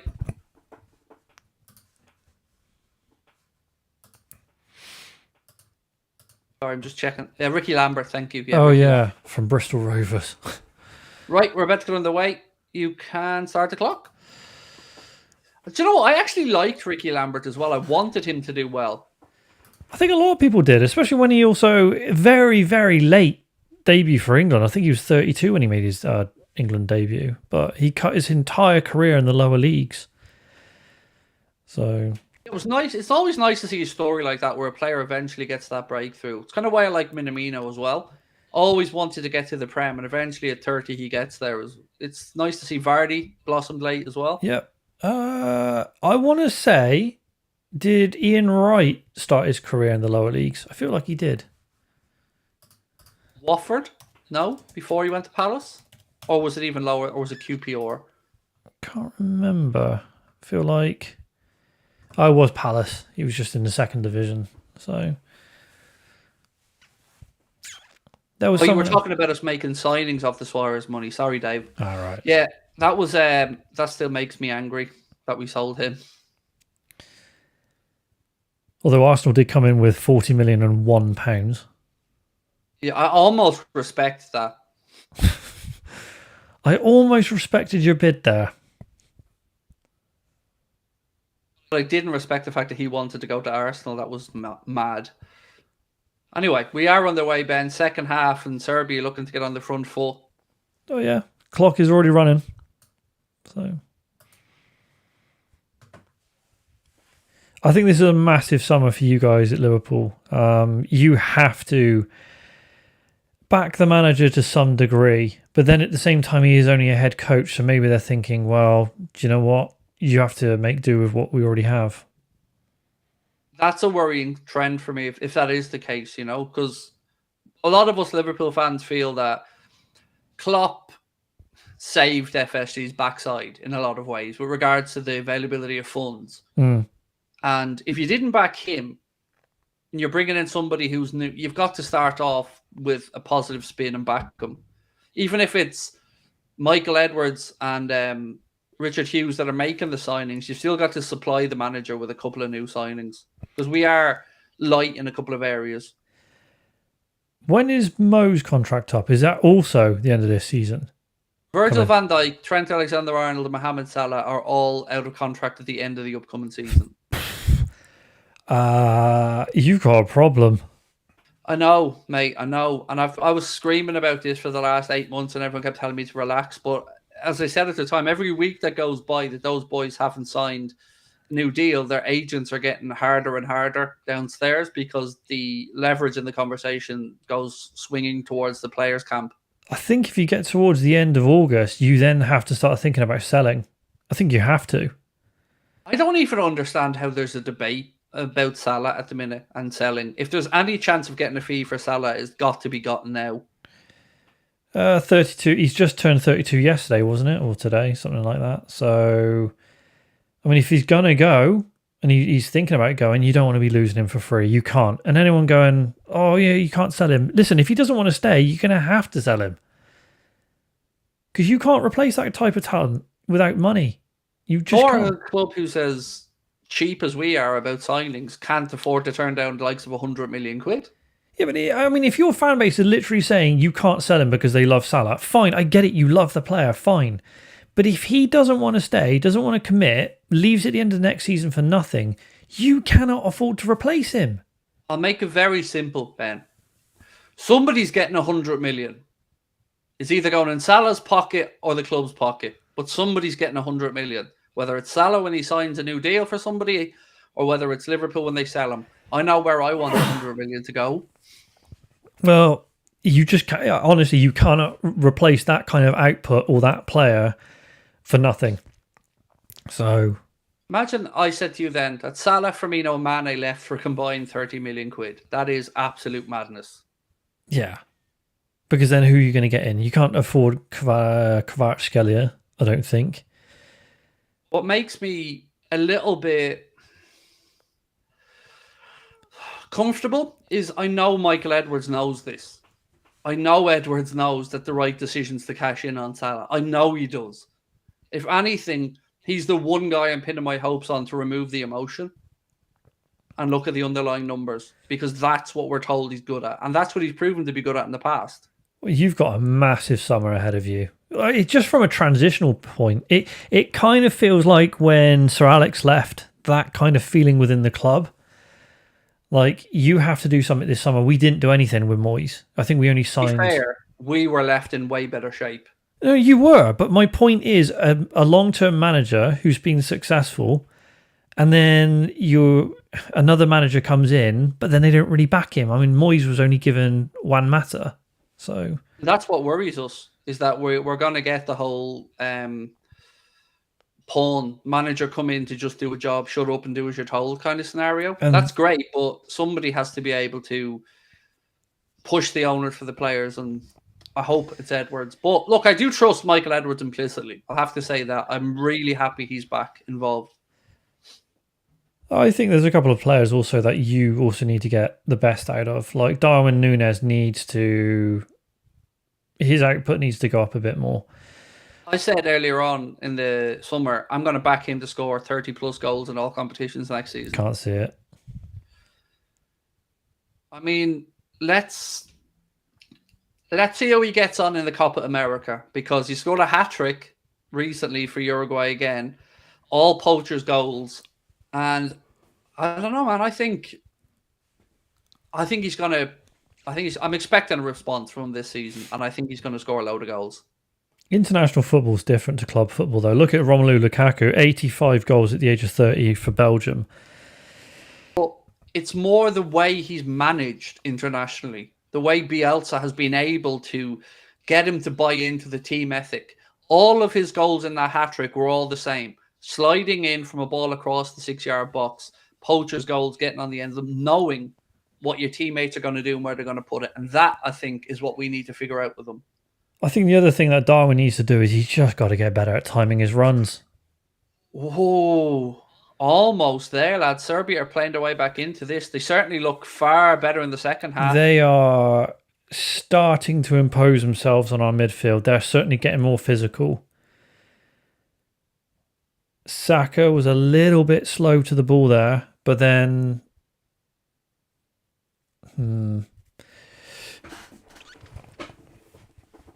Yeah, this game feels like the next goal is huge. They're definitely piling the pressure on. As Heck said, this is a hard watch. This is England. This is what I say. This is why I can't get excited about it. Because every time we turn up to a tournament, we might start well. And then all of a sudden, the pace goes out of the game. The heads start to drop a little bit. The other team starts to come on to us. And then all of a sudden, we're at 1-1. And then we're nervy. What I want him to do now, though, is regress. Bring Trent off and stick on a defensive-minded midfielder. But that's what he'd do, Craig. That's exactly Southgate's mentality. That's what you need. This is where the proof of the pudding has to be for Southgate. Is he going to go balls out and actually keep backing the boys to go and score? Look how high they're pressing up. It has to be so tempting here for him to try to shore this up as it gets to 60, 65, but he can't. No one else has done it in the tournament so far, so why the hell should we? And I've got to say, Kane right now, I'm almost saying, can we get him off? Out there, mate. He's pointless out there. I'm almost like, get him off. Watkins or Tony, I don't care which one of the two, put him on there now. I would put on Ivan Toney right now just for his physicality. Genuinely. I would make an argument you don't need an out-and-out centre forward now. You can bring on somebody like Bowen who can break a pace. Or take off, yeah. Okay, if you had to choose between... Okay, so say Kane's coming off, right, and you're not going to put Watkins or Toney on. Out of Bowen and Palmer, who are you putting on? I'd make a double change. I'd take Foden and Kane off, and I'd bring on Ollie Watkins, and I'd bring on Palmer. Or I'd bring on Bellingham and Ollie Watkins. But either way, I think Kane's a passenger in this game so far, and Foden hasn't lived up to his own high standards yet. I personally would take off the same as you, Kane and Foden, but I would put on Toney for physicality and Jared Bowen. I think with Serbia pushing forward and having to keep committing as the game goes on, you need to have the pace of the counter-attack, which you have there with the likes of Saka. Yeah. So if you bring on Bowen as well on top of that, with some of those pacey England players, I feel like you can pinch that second goal. And then Southgate can look to shoring it up a little bit. I mean, I can see in the comments there's a couple of calls for Anthony Gordon coming on as well. Again, yeah, I can understand that. He's got the pace. I think that's what you need to look to here, is to get in behind, because they're going to exploit and push forward, and you have the ability to play past that press and get in behind. But this is not is another good show. This is not a pretty watch right now. It's the age-old England story, Ben. Is you do the first bit, and then you make everyone sweat and get nervous because you don't kill the game. We can't do it. I think the only time I've ever seen us do it was Ukraine, Euro 2021. I think was it 3 or 4-0 in the quarterfinals. It's the only time I've seen us kill a team off. Decent effort that from Trent. At least he made the keeper do something.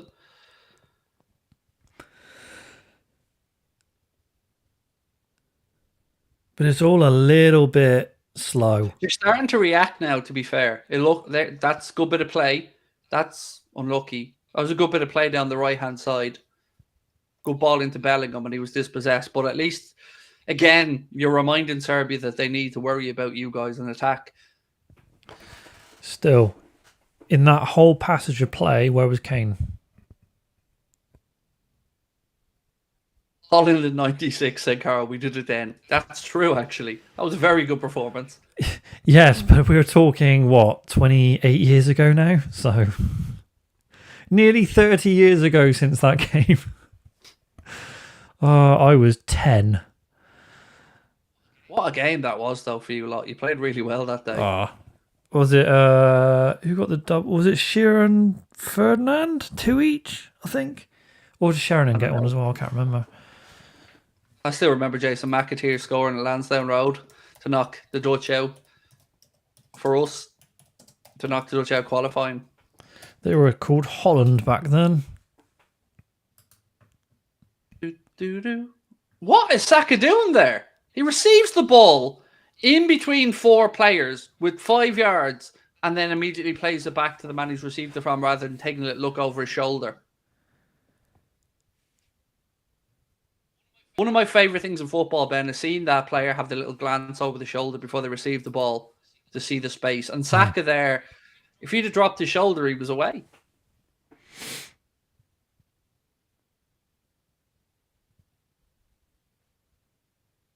That's serious question. No. Has Kane touched the ball? No. I knew what you were going to ask, and I'm like, I don't know what he's done.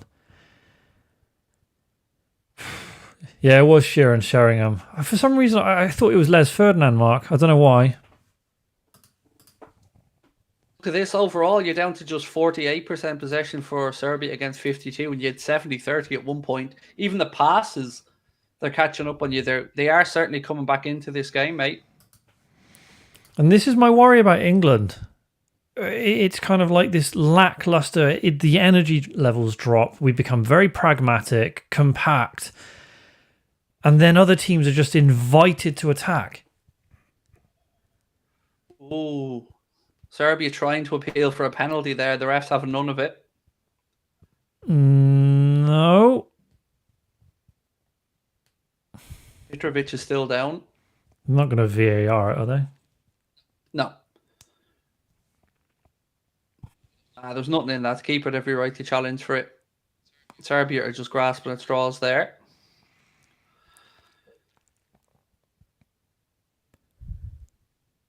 No penalty, lads. No, definitely no penalty. I mean, some might argue Trippier went into Mitrovic, but You're allowed leaning into somebody. yeah. He didn't extend the arms and push him out around. He just used his strength and momentum. Mitrovic, you're not in Saudi now, mate. You can't just throw money at this.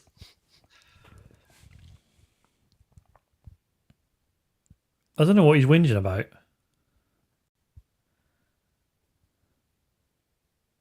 Well, maybe he feels the ankle was clipped by Trippier. They're not Either really. way.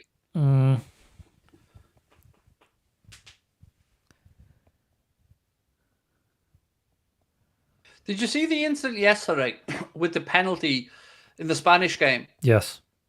I didn't understand what all the fuss was about there. Well, you didn't The think correct encroachment happened, and it was correct to give the ball out because this penalty was saved by the keeper, and people are like, why aren't they taking it again? Why should they? The attacking team are the ones getting the advantage. The keeper had already saved it. Yeah. It was the attacking player encroached. Definitely the right decision to give a ball out. 100%. But just before that, what did you think? Because there are some people calling for a red card on Rodri. Because there wasn't an attempt to play the ball. It was a penalty, but your man made it look awful the way he reacted. Like he did, I think, shin on shin, but the way your man then took his foot into the ground and jumped forward was a bit Diogo Jota-esque. Yeah, I would agree with that. The one I would say that I've seen that was the Scotland penalty. That was, I don't know what he was doing in the box there. Play the ball either, by the way, so you can make the argument for the red because the double jeopardy rule comes in if there's a genuine attempt to play the ball. I don't think there was any attempt to play the ball. No, he didn't. Absolutely, he was nowhere near the ball. So I was kind of thinking, well, surely that's a red. Yeah, but it wasn't a serious challenge. It doesn't matter that it wasn't a serious challenge. He wasn't trying to play the ball. Exactly. If it was a sliding tackle and the player goes to play the ball, fair enough. But he was gone. He just literally clipped him. It was like, even if he pulled his shirt back, that should have been a red card. Yeah, because it's not an attempt to play the ball. But he plays for Man City, so you're not allowed to give him a red card, Ben. Do you not get the rules? Welcome to my world. You'll be going on about that for years. And I still don't think any of that's going to be resolved, by the way. So. Oh, I just mean about them getting decisions in the Premier League that nobody else get. Yeah, but do you not find that the champions and the top teams always get the decisions anyway? No. I think you find probably over the years it probably does. I think you find if you're from Manchester, maybe. Not even in the 70s and the 80s for Liverpool? Alive, Ben, in the 70s. Nor do I don't think we had as much of a take on refereeing, considering there would be probably assault charges these days for some of that football in the 70s and 80s. Like, even go back and watch Vinnie Jones. Like, imagine that in this day and age. Like, I love Vinnie Jones. He's a great actor as well. He's a nice guy. We met him a couple of times at the hotel myself and Sabrina used to work in, hosted like McGrath's testimonial and a few other bits and pieces, and Vinnie Jones was there, and he's a very nice fella. My wife has a big soft spot for Vinnie Jones. Vinnie is like, because he's in Lock, Stock and Two Smoking Barrels, he's in Snatch, he's in a new thing called The Gentleman on Netflix as well. We're watching something else, and he's now doing, is it Vinnie Jones's Farm, a bit like Clarkson's Farm or something. So, but Vinnie back in the day, he was a proper hard man in football. He was, but I think there were harder men. They just didn't make it as apparent that they wanted to be hard. Yeah. But then Vinnie Jones backed it up, won an FA Cup with Wimbledon. So I think a lot of people forget that. He was part of the famous, what did they call themselves? The Crazy Gang. That was it. In the cup for... Wasn't he? Ozzy Ardiles playing for Wimbledon back then as well? When they beat Liverpool? Ozzy Ardiles, I thought he was always Spurs. Did he not play for Wimbledon at one point now? Or have I completely got that wrong? I'm going to check. Anyway, that FA Cup team, they'd no right to beat us in that FA Cup final. No, Ozzy Ardiles never played for Wimbledon. He played for Tottenham Hotspur, as I thought. So go through that Wimbledon team if you can find it then. There's somebody in that team that's confusing. Crazy Gang, Wimbledon. And that team was... He definitely played for Spurs, Dave, yeah, because there was a whole "In the Cup for Tottenham" song. But right. So the Crazy Gang were John Fashanu. There's a hard man, by the way. Go on. Vinnie Jones. Dave Besant. Obviously Dennis Wise. Laurie Sanchez. Terry Phelan and Wally Downs. Maybe it was Laurie Sanchez I was thinking of then. I don't know. Yeah. Oh, Ben, this is getting a bit squeaky bum. I honestly, I'm kind of clenching right now. This is my problem with England, and this is what frustrates the hell out of me. If it was another manager, then we would not be allowing them onto us. Why is our mentality so much like we just let other teams into it? Lads, you can't switch off. We've honestly learnt nothing from the last couple of games in the warm-ups. No one cares. He's not done anything this game. Honestly, you need 65 minutes, make some substitutions. Mark LFC, imagine if Southgate got the United job right now. Nah. Lazy says, classic Southgate, score then park the bus. 25 minutes to go. The confidence is gone. Whereas you were saying in the first half that we were cocky, Craig. Where's that cockiness gone? Yep. And no sign of a change yet either. Nope. Corner here. Who the hell are all of Serbia's... it doesn't tell me when substitutes happen. That's annoying. So who's who? Who am I supporting in the Euros? Nobody really, mate. I'm just going to enjoy the tournament.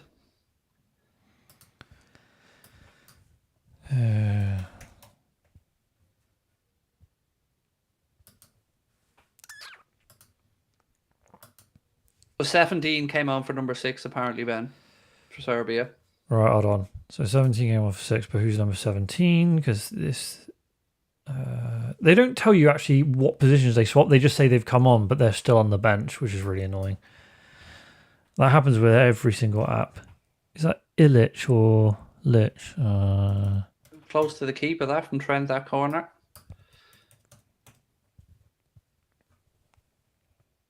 Jovic and Tadic, apparently.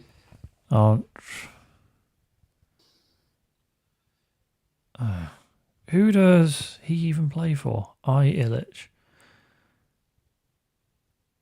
Atalanta still now, or has he moved? Torino? Is it Torino? I know he's in Serie A somewhere. All right. Elise or Gay from Crystal Palace. You can only have one in the window. Who are you choosing? Elise. Because I feel like there's more centre-backs we can get, and Elise is a great talent. Still have concerns about his hamstrings, but great player. Southgate's got to do something here, Ben. He does. And who's the last player who came? Oh, is that all 4 of them? I wouldn't get too stressed about it. Nobody really cares about the Serbian team. It's the England team people want to focus on. Yeah, but who did Tadic come on for? Djokovic. Djokovic. Nice one. I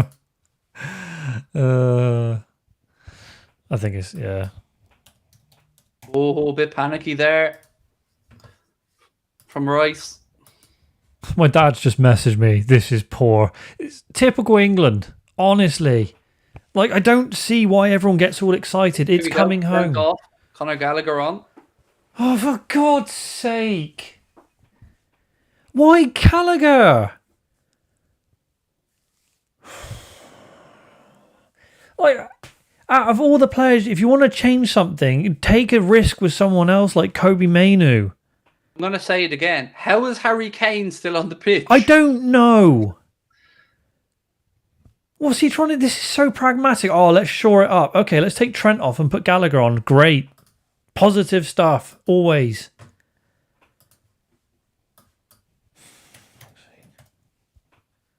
And again, if you're going to bring somebody on there, why not Mainu? That's exactly what I just said. It's mental.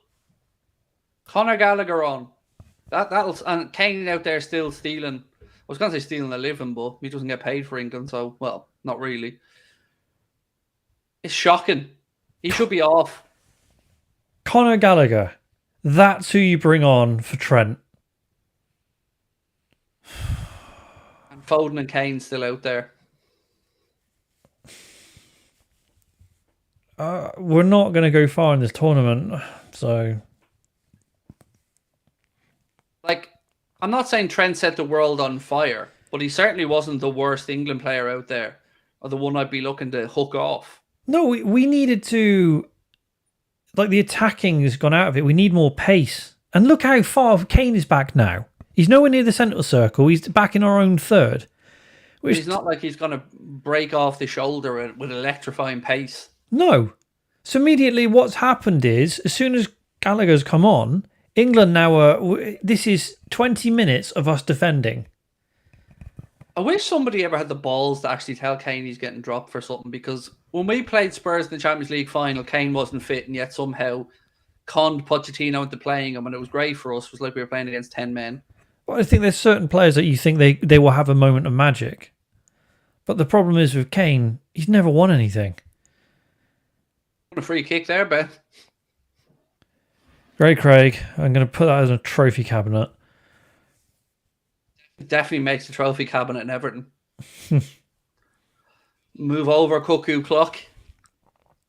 I swear Kane's cursed. I mean, moving to a team who've won the last 11 Bundesligas and then finishing third in a 2-horse race for the second time in his career. So, I don't know. I just think we need to... There's always a nervousness about England, and I think we need to shake this off. As a nation, I think it's always the pressure of we have to win a tournament. Ball back across. Half-hearted appeals for a penalty, but you're not getting one there. I mean, if we escape with a win, then great. But you need to set a tone for the tournament. So...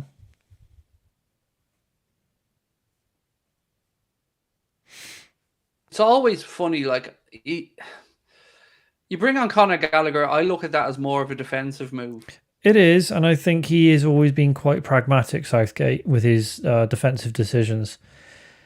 I think I saw an interview the other day where I think it was Lineker and Shearer talking about what would Southgate do in this tournament, and I think they said he would be more pragmatic. Rather than other coaches who kind of want to attack more, Southgate's immediate go-to is actually you need to be more defensive. That's what wins you tournaments. Build from the back. Well, there's 18 minutes plus stoppage time to go. If you haven't already, please do hit that subscribe button, by the way, and drop a like on the stream. We're nearly at 300 likes. There is also a thing of growing into a tournament and not hitting the ground completely blazing, because sometimes you can burn out too early. But right now... The tournaments are about managing your squad as well, and that's why I don't understand why Kane's still out there. He's not at his best, and Ollie Watkins has been... This is the best season he's ever had, so I agree with you. You don't even need a striker at the minute, though. That you just need pace, in my opinion, to finish this game off. So don't even put Watkins on them. Just put Bowen and Palmer on. Maybe put Gordon and Bowen on. Even Eze. Yeah, just run at them. I mean, the Serbs are looking pretty compact right now.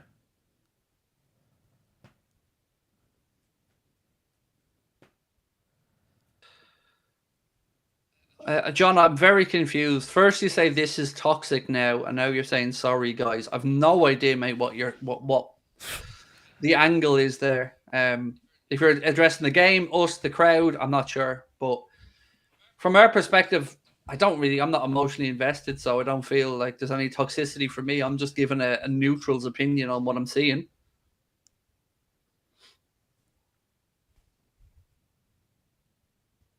Always a pleasure, Billy, my man. Thank you.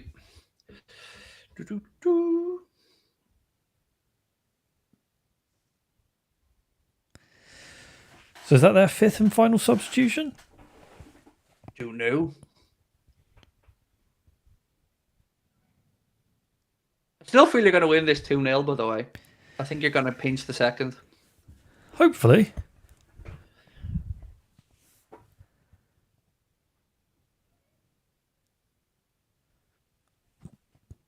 It's a fairly straightforward group as well. And what is it? 4 of the best third place teams go through? Yes. I just got a cat named Harvey. Nice one, Carson. Well in. Bowen's ready to come on, apparently, according to Studley Travels. Okay, that is one substitution which I think we can all agree would be a good one.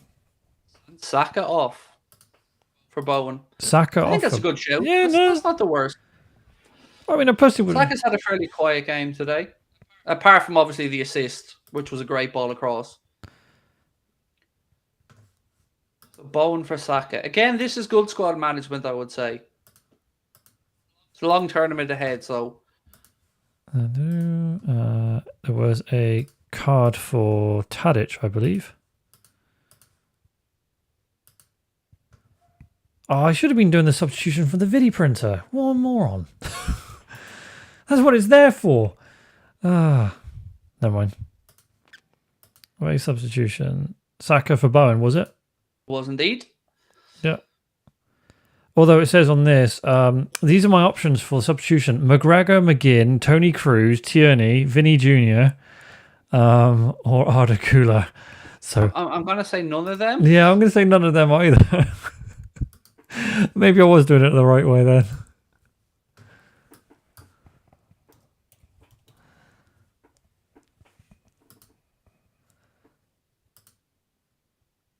You know Kane's going to score in the 87th minute here or something there, watch. I think, do you know what? Probably end up being Jared Bowen who scores. Oh, Kane's just hit the crossbar. Let's have a look. Ha! Is that a save? Yeah. What a save! I saw it so quickly. I was like, it looks like it was going in dead centre and then straight off underneath the bar. Ivan Toney scores that.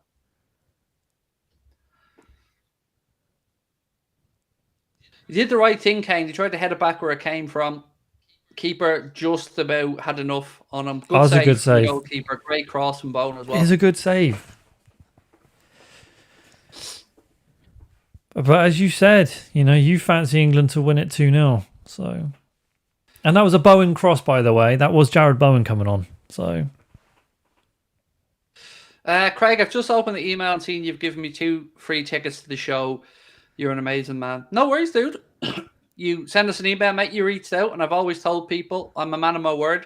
So, yes, you asked could we hold 2 tickets for you, and we went one better and just said, there you go, my man. You're very welcome, and I look forward to seeing you at the show, Max. which shows that? Liverpool, Cardiff. Liverpool. Max knew we were running short on Liverpool tickets, so emailed asking can I hold a couple back from. And I said, we can do better than that, mate. There you go. So that Kane off the crossbar came from a Jared Bowen cross. So for me, that was the right call from Southgate. It was a good ball in. And look, Kane did nothing wrong there. No, he didn't do anything wrong. Just a good save. But yeah, that was probably the moment. Oh, Foden again there.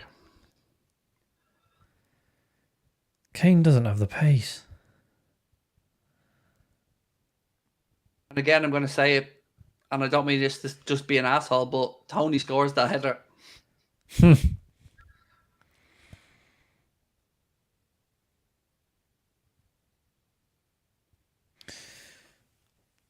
So how nervous are you guys at the moment, English fans? I'm not nervous because I'm kind of used to this with England. Every time we come into a major tournament, it's the same thing over and over again. So Trippier's down. And you can tell by the look on his face, he's not happy. Oh, Ben, your left back troubles are getting worse, bro. Time to break the glass and bring on Joe Gomez. No, I think what you have to do in this situation, because Luke Shaw, we don't know about his fitness. If Trent was still on, I would have moved Trent to right back and moved Walker over onto the left. I love this comment from Chris. He said the highlight of the game was you guys talking about Baffink. Yes, that was the highlight of the entire game so far.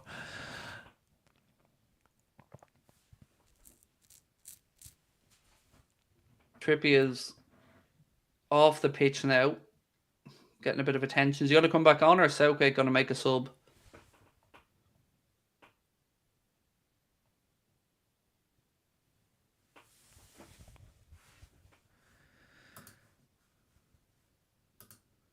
Surely he's got to make the change. Yeah. Well, he's stretching it out with his hamstring, but that's not a good sign. No. They're just killing time here to see. It looks like they've pointed over and say they need to change. Time to bring on Gomez. I mean, if that's a hamstring... An English player is just putting his tracksuit top back on. So it looks like Trippier is going to give it a go, by the looks of it. I've seen an English player who was stripped off. Yep, he's back on. Maybe just cramp. But either way, like, it's the first game of the tournament. I know, it doesn't bode well. And when you have injury concerns at left back, you've got to make that change. But, no. Maybe he'll do the whole go down again in 2 minutes thing. Will England have a sub ready? Maybe. If you're Serbia now, you're running straight at him.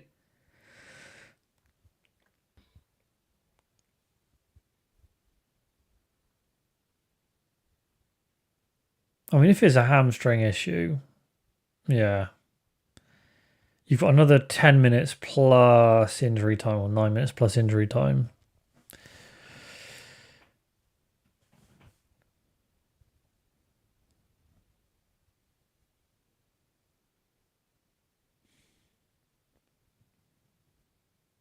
Serbia's starting to put on a bit of pressure.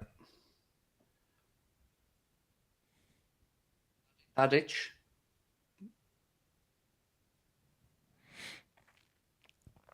Yeah, decent save that from Pickford.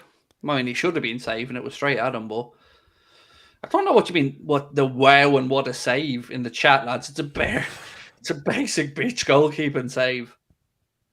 You were a goalkeeper, so exactly. That was just get a little touch in there for the cameras over the bar and make sure it doesn't go in. It wasn't a great save. It was straight at him. I mean, if you're letting that one in down the middle, you're in trouble.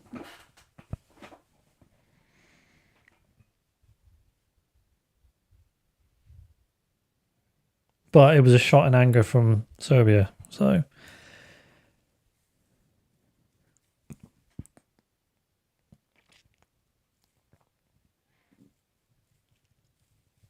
Free out. Oh, yeah.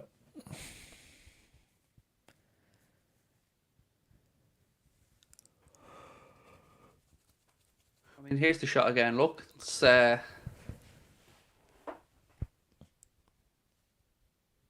want to be getting a touch on that. To be fair, it's straight down your throat. But he did his job. In fairness to Pickford, I give him that. He did. They're difficult ones, though, because you want to get enough on it to make sure it goes over the bar, but you don't want to over grasp and knock it downwards either. So he did what he was expected to do there, Pickford, in fairness, and he is a good keeper for England. I like Jordan. I always have done. He always seems very angry with the world. He does. It's probably because he's only got little boy arms.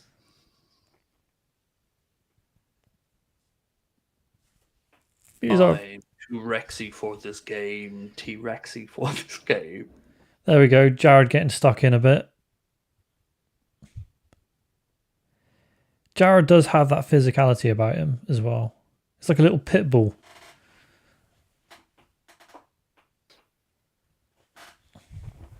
There's Kyle Walker. Look. Can I get my nub out? Can I get my nub out? No, Kyle, we're not in the pub now.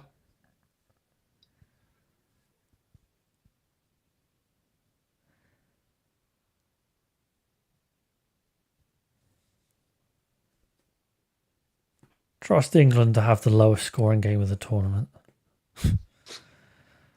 Does it matter, mate, as long as you win? No. It's all about just getting those opening points. No. I mean, who's the next? Is it this? Yeah, the next one's Denmark, isn't it? I have no idea, mate. I don't give a shite about England, so I've no idea who you're playing next.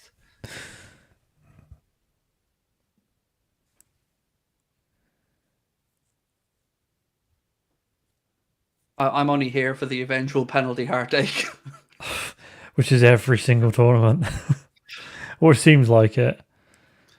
Imagine you beat Germany on penalties in the final in Germany. Would that make it all better? I think it would.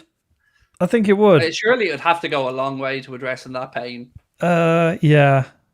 But it's... I don't know. It's a mentality thing with penalty shootouts. It is. I don't think, the one from Euro 2020, that one still hurts. Should have won that tournament. Should have. Serbian manager's having a moment there. What? Looks like he's just like, I was just giving up. Do I like the Wolf Tones? Yes, of course. Fantastic band. I've seen them live on a couple of occasions. Right. Kobe's coming on. Bellingham going off. Kobe. They headed off from Bellingham as well for the goal. Here we are then. See what Kobe can do. What number is Kobe? He's number 26. 26. Yeah.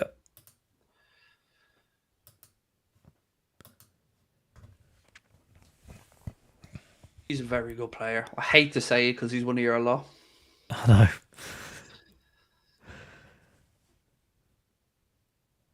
Did you hear about Barcelona? There was some report saying they'd offered us 8.5 million plus Rafinha for Kobe Mainu.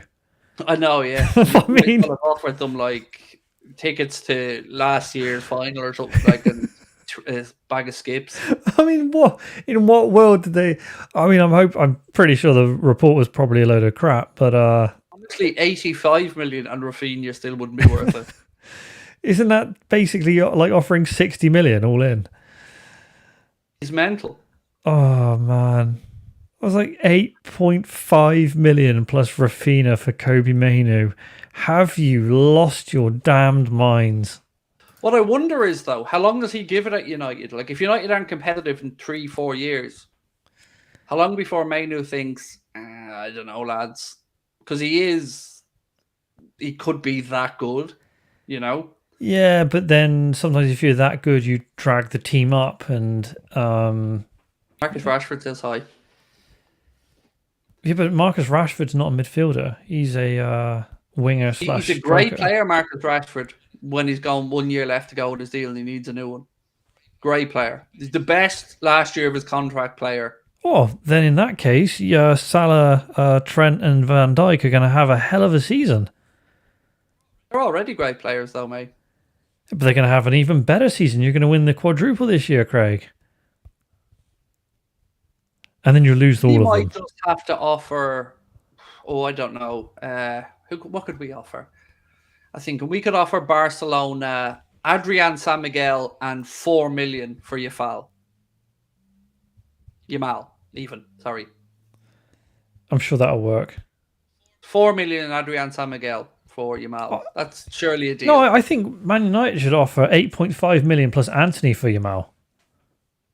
He's the greatest. I think that would be a fair offer. Anthony's the greatest. Or Sancho. But then that's all kinds of mad right now. Ooh. Well, Sancho. Yeah. Did you see? I read somewhere as well that Valencia have offered 25 million for the other greatest lad in your squad. that's not currently in your squad? Juventus were looking at him as well. I think United want anywhere between 40 and 50 million. So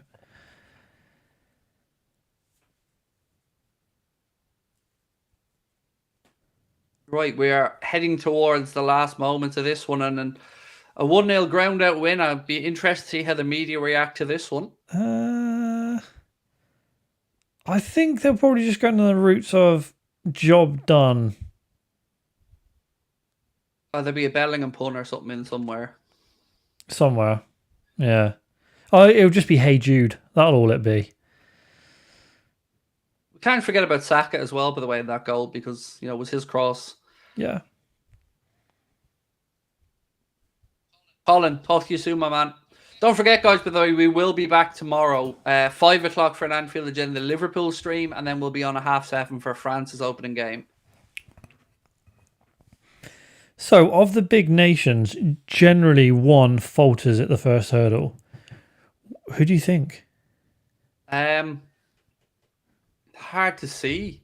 Genuinely hard to see. Germany got off with a win. Spain off with a win. Netherlands a little bit tricky, but off with a win. Right, we've got 4 minutes of stoppage time. Benjamin, thank you for your super chat, mate. Said it's depressing watching Southgate's tactics. How has Kane stayed on and Gordon flatters to deceive? It is mad, mate, that he's kept Kane on the entire way, because other than that header, which was, a good save from the keeper, he's been not really too involved in the game. Croatia, that's a decent shout. Yes, Croatia, Ben, were the first falterers. They're a World Cup team. Hates the Euros. Just show up for World Cups. Yeah, but Croatia didn't do too well at the last one either. Belgium could be a good shout from Carl. They definitely have the capabilities to falter. Yes. Yeah. I don't see France faltering this time. You never know. I mean, Portugal look bloody strong, but they could be the one who maybe don't turn up for once. I don't know, man. I think that Portugal team is pretty damn impressive. Yeah. I've never really watched a lot of Rafa Leao at all. He's good. He's very good. But I don't think he's ever going to be really prolific. Craig, are all the tickets gone for your show? There was still a few left, mate, last check. But we are into less than a handful at this point, probably. There's less than 10 anyway. Yeah. So I wouldn't hang about. Cardiff, there's a bit of room there. It's a bigger venue, so Cardiff we could be okay. But yeah, the Liverpool show, even the website says limited tickets left for it, so I would not hang a boot. And remember, both of them are all ages events, so people of all ages are welcome to come along. It's not over 18s. And there are family tickets or group tickets available. I think there's 2 group tickets left for Cardiff, which means you can get 4 tickets for just 50 quid. Studley says, please, can someone tell me why do they cut holes in the back of their socks? Does it give them a speed boost? They believe it's to stop the muscles straining with tighter socks.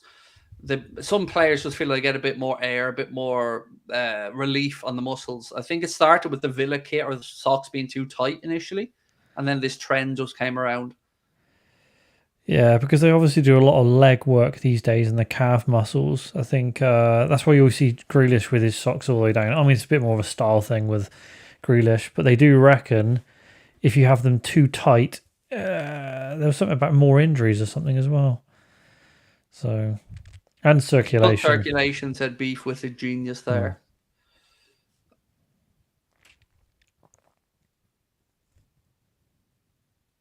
Again, though, you're hanging on. Last minute here, Ben. Throw in for Serbia inside your half. Don't stop showing me Turtle and Bellingham laughing and having a joke with each other. You're killing me. He's going. He's going. Every time. He's just going, Trent, I just won a Champions League. I know you've got a Champions League and I know you've got a Premier League, but I've won a La Liga and Champions League in the same season. Premier League have you got, Jude? Huh? None, Trent. Yeah, but, Oh, I think you've got a free kick here, Ben. Kane got fouled, free kick, 30 seconds to go. Surely you see this out now. Should do.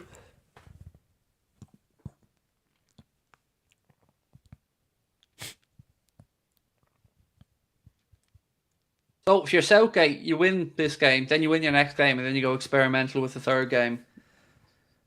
I think so. And you use your squad. But then again, you want to keep up a team. I use your squad, Mom. You've got to make sure you manage your players for the knockout stages, in my humble opinion. And it's over, Ben. 'Tis all over. Wow. England 1, Serbia 0 is the final score. Jude Bellingham with the goal, an assist by Saka.